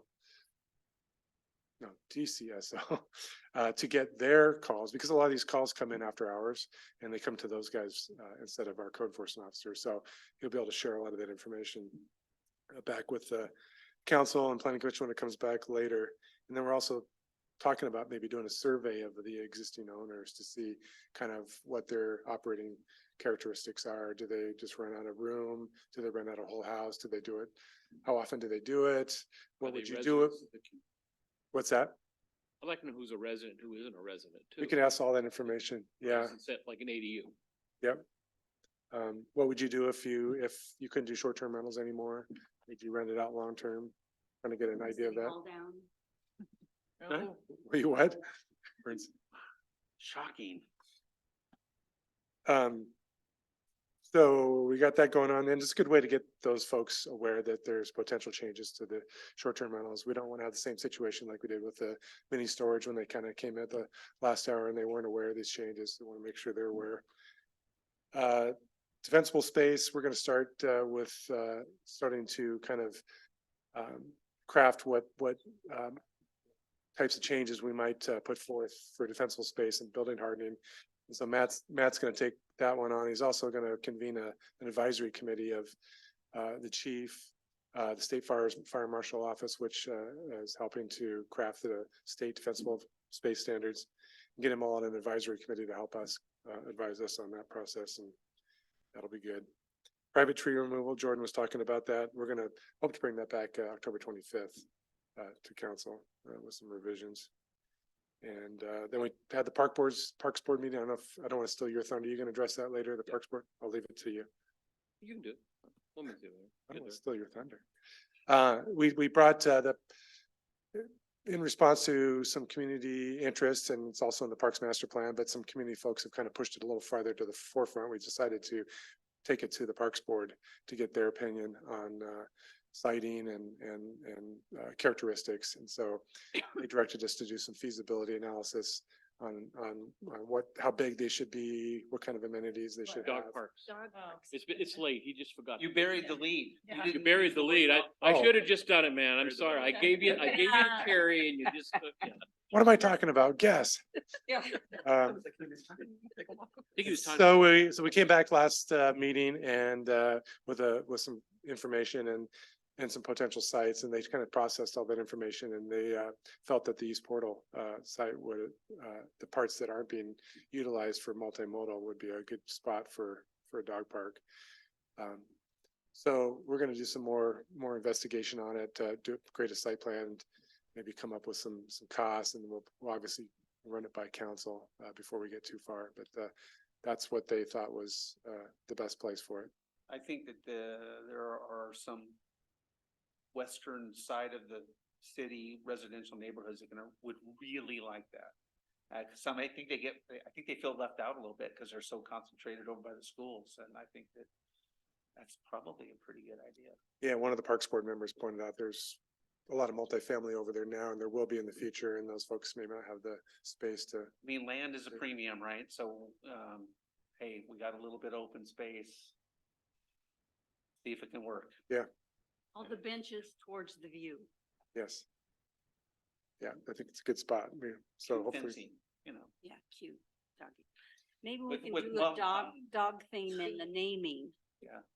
I'm The s- boneyard. We need to stop calling it the East Portal. We gotta go. Yeah, I definitely want that to happen. Dash and dog. Yeah, hey, we'll get there. Oh, you got anything I'll make for East I have a Portal? few more comments on that during some Great. other things that were discussed. Ooh. Oh, boy. Boy, Hey, that's out of the Dog past. Park and East Portal. I like that. Okay, You were done? thank you. I didn't want to. Go home. Sneaking away from the podium. Okay. Question? All right, Especially if I can make you talk That's for all. another half hour. that's all you got? Yeah. All right, it's our turn. Let's hustle this up. But go as long as you want. Nothing here. I do have some stuff. Okay. I just want to give a shout out for COIC because of all they do. Amazing, isn't it? It's amazing and I don't think the public knows, so I'm hoping that maybe one or two people are still listening. But they've done these things to help the incarcerated when they're about ready to end their term. And there's a whole training program to get them back into the public, get them jobs, get them a home. And there's been some great success stories. Well, I had a bunch of things, but I am worried about time, but people need to look into COIC and that stands for Central Oregon Intergovernmental Council. They do a lot for the city. They do lending, cities and other counties. They have the CET, the Transit. Cascade East Transit. And they just extended a new route, number 9, goes down to South Bend. So that's pretty exciting stuff that we have them helping us and the rest of Central Oregon. I wanted to also just ask council, and it ties into a little bit of what Jordan was saying. on the unhoused, and since the winter's coming, I just hope that we can maybe agree that we'd like to maybe have a workshop in the future with some of these people that are in town that have mentioned that they'd like to help, some people that are in town that have had past experience with the unhoused. And, you know, maybe have a round table or whatever. And I'm not suggesting the city manage or fund or, you know, execute anything, but just be an advocate for bringing the people together to, like COIC does, you know, bring people together and help people interact with each other and come up with a solution together. So I'm just hoping that we can do something really soon because, like I say, winter's coming. Then I'm done. Okay, a couple of quick comments related to the two meetings this week, one being the park board and the other being the forestry board. The dog park is, there was a lot of discussion about that, and you're right, there's a lot of people over on that side of town. And we really felt very strongly that there isn't a place isn't a place to site a dog park on this side of town that would be large enough to make it worthwhile without destroying an amenity that we're already using heavily. And so that I really appreciated. Paul showed me some conceptual plans. They look good. And I think there's a way to do something there. And hopefully with that in mind, it may be possible to tie some aspect of what we're doing with the phase one work. Might be some opportunity to try to do something in there depending on the dollars and a lot of other things. And it ticks all the boxes, has a bathroom. When the transit. For the dogs? Yeah, when the transit station gets done, then there'll be water. And so, and, you know, maybe some parking being moved a little bit further into the plan a little bit earlier. So there'd be some parking right in there where that would go on whatever the street is. I lose sight of street names. I've got street names in my head. I'll dream East Cascade. And then in terms of the tree, Urban Forestry Board meetings go about 30 minutes. We went for a solid 2 hours and probably would have gone longer if we'd let it. The two trees that Jordan mentioned, actually one of them still, they didn't take one down. There was one that was dead and we were supposed to leave it, I guess, according to our presenter early this evening. That will come down. It's dead. That's what we do with dead trees in this town. The other one is probably not going to last more than another 5 to 7 years, but there was some sediment on the board. Well, let's not take it yet. It might recover. So there's that. And then the other communication we had was from a homeowner that's building a house way up on the end of Pine Street, South Pine, and they were looking to take down a large number of street trees for their driveway. The Urban Forestry Board sent them back to do some more work on it in August, and so they came back. And the end result at this point was that they were given permission to take down one 11-inch tree, which was an understory tree on 2 or 3 big condos. I asked Dan if it would survive well there, and he said, no, it's not going to be a great tree. So he saw no value in it. So we knocked them down from several street trees to one. I think there was a lot of interest in this. Where Jordan's comments came, some of our new UFB members really want to know why we're not talking about trees on private property, because that's part of the urban canopy. And that's a discussion for another day, not for tonight. But be aware that I don't think we've heard the end of that particular discussion. And that's why some of the things that you mentioned are important, so that we can begin to stay ahead of it. That's my report. I'll comment on it when I get to me. Go ahead, Councilor Betts. Yeah, I was making a list of all the things I did the last 2 weeks, and now I know I'm so exhausted. Jordan and I met with CEC, the new president, 2 weeks ago, and I had a nice conversation with him about all things electricity and electrifying our community, and everything from solar incentives to infrastructure to fire safety. I think it was a really good conversation, and you know, per this your topic, you know, kind of reminded a thing that they always grapple with, they're a co-op, right? We are all members and they have, they don't have the budgets as a Pacific Power or a publicly traded utility would have. Burying lines is extremely expensive. Yeah, you can bury data lines and broadband, but those are usually funded by grants and federally, and they have to kind of take the brunt of the costs of burying power lines. So that's kind of this big discrepancy in the burying stuff business. It was kind of a good reminder to have. But did remind them that, one key thing in the community that people are concerned about besides wildfire safety is issues with solar incentives and net metering and stuff like that. And then they said that they would start taking a look at that. Going through my calendar here. So Tuesday, Eric Strobel and I participated a little bit in the Oregon Business and Industry tour. They were doing kind of a statewide tour and they had to stop in Central Oregon. So Jordan, I'm looking at Jordan. Eric and I went up to the Daimler test grounds in Madras. I wanted to do that. So. And but you're not gonna like the next part because I got to drive a semi around the test track at 60 miles an hour. And I got to drive a electric semi around the test track. Pretty amazing. They didn't hand out CDLs afterwards, which is really disappointing. Well, kind of hoping I'd get one. Was there a difference in that experience? Oh yeah. Oh yeah.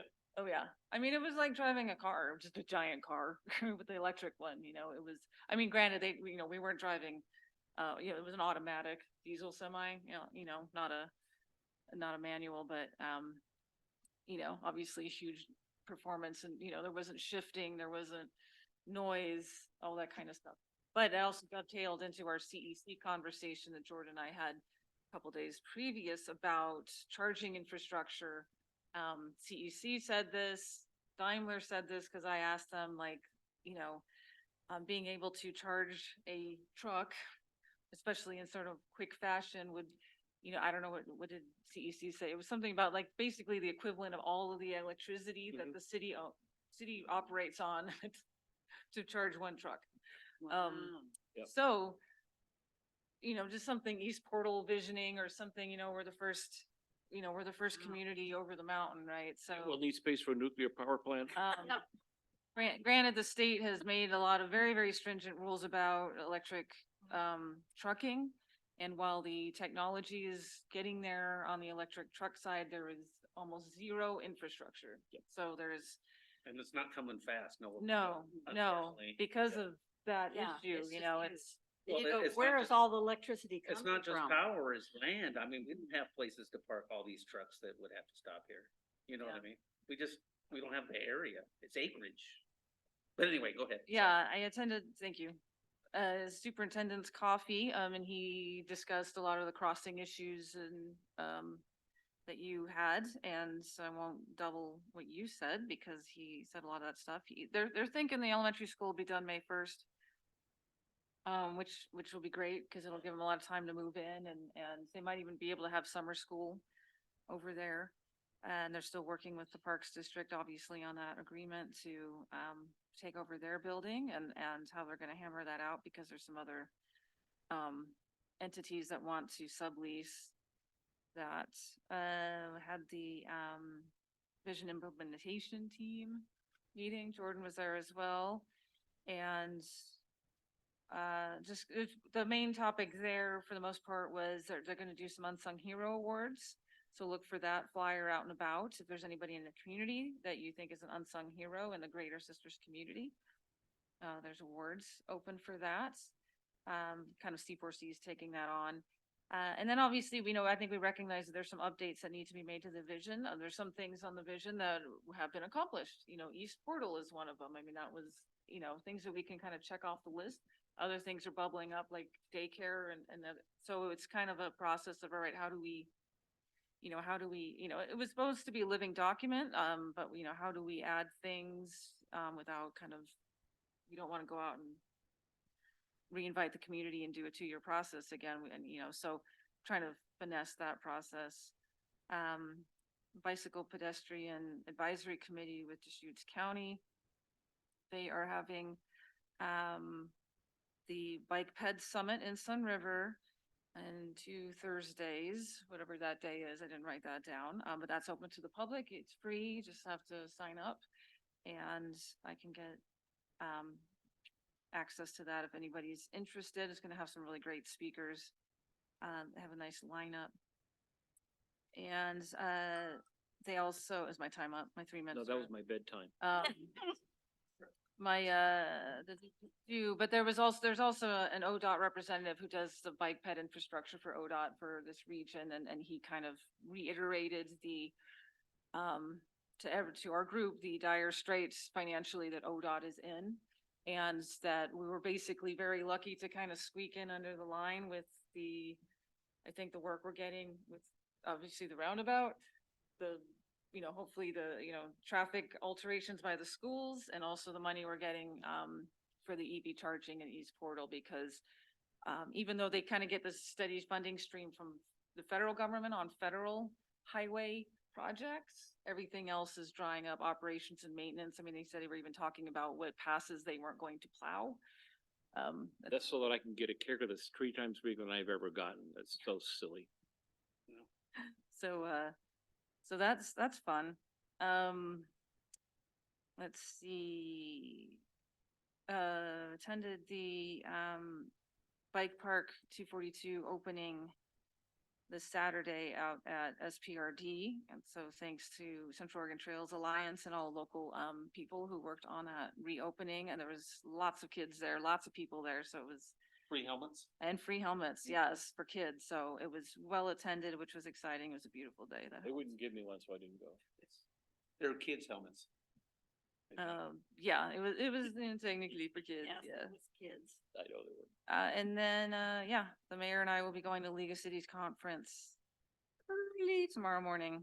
And you're talking. 5 o'clock hour. They're leaving at 5, so you only got about 4 hours of sleep coming up. What was that event that you mentioned that if somebody was interested, I didn't write it, couldn't write it down?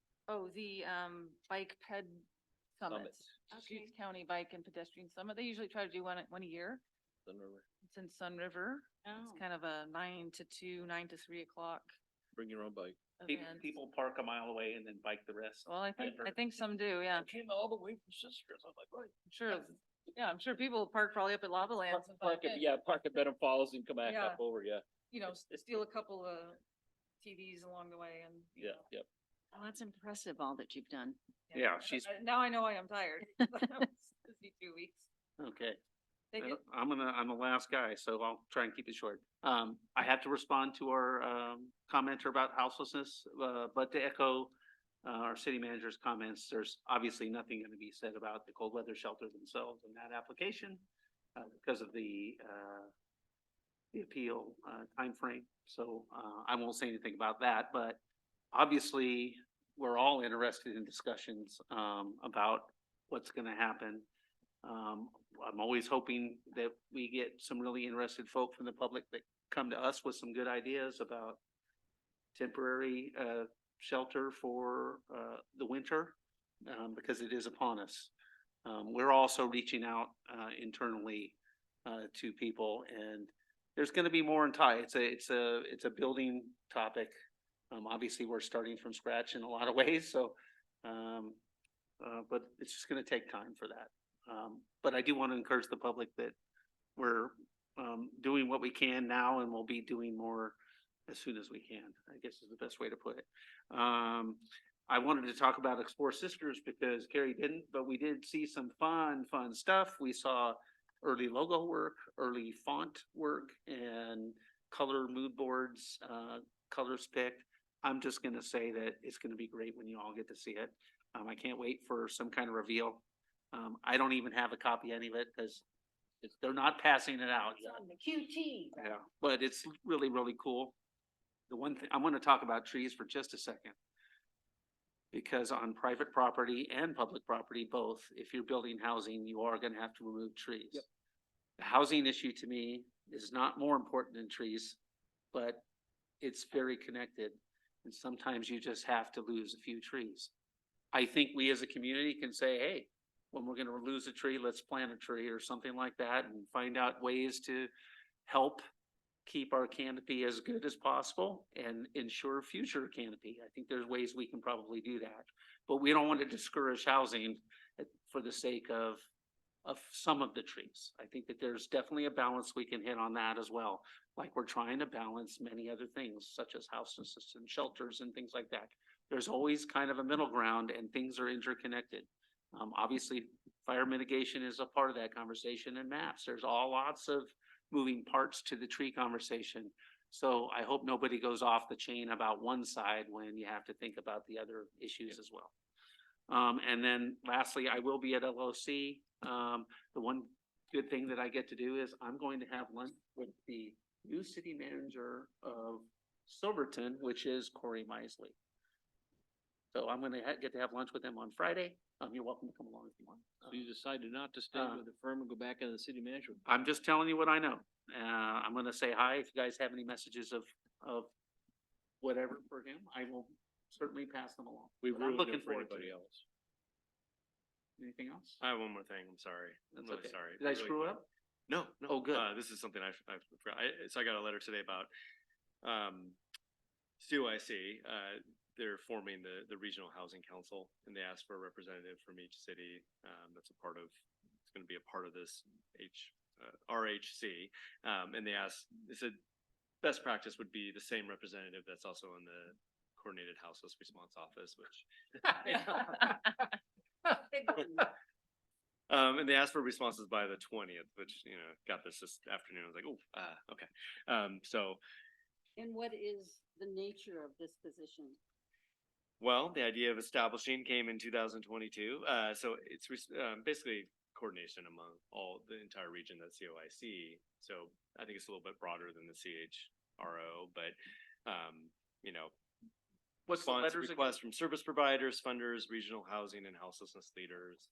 Similar to the work that you're probably already doing on the CHRO board, Councilor. So, that would be the ideal, is to keep the same counselor that is already working with COIC on the CHRO board. And I think that's what they've requested for cities to see, but We'll talk about it.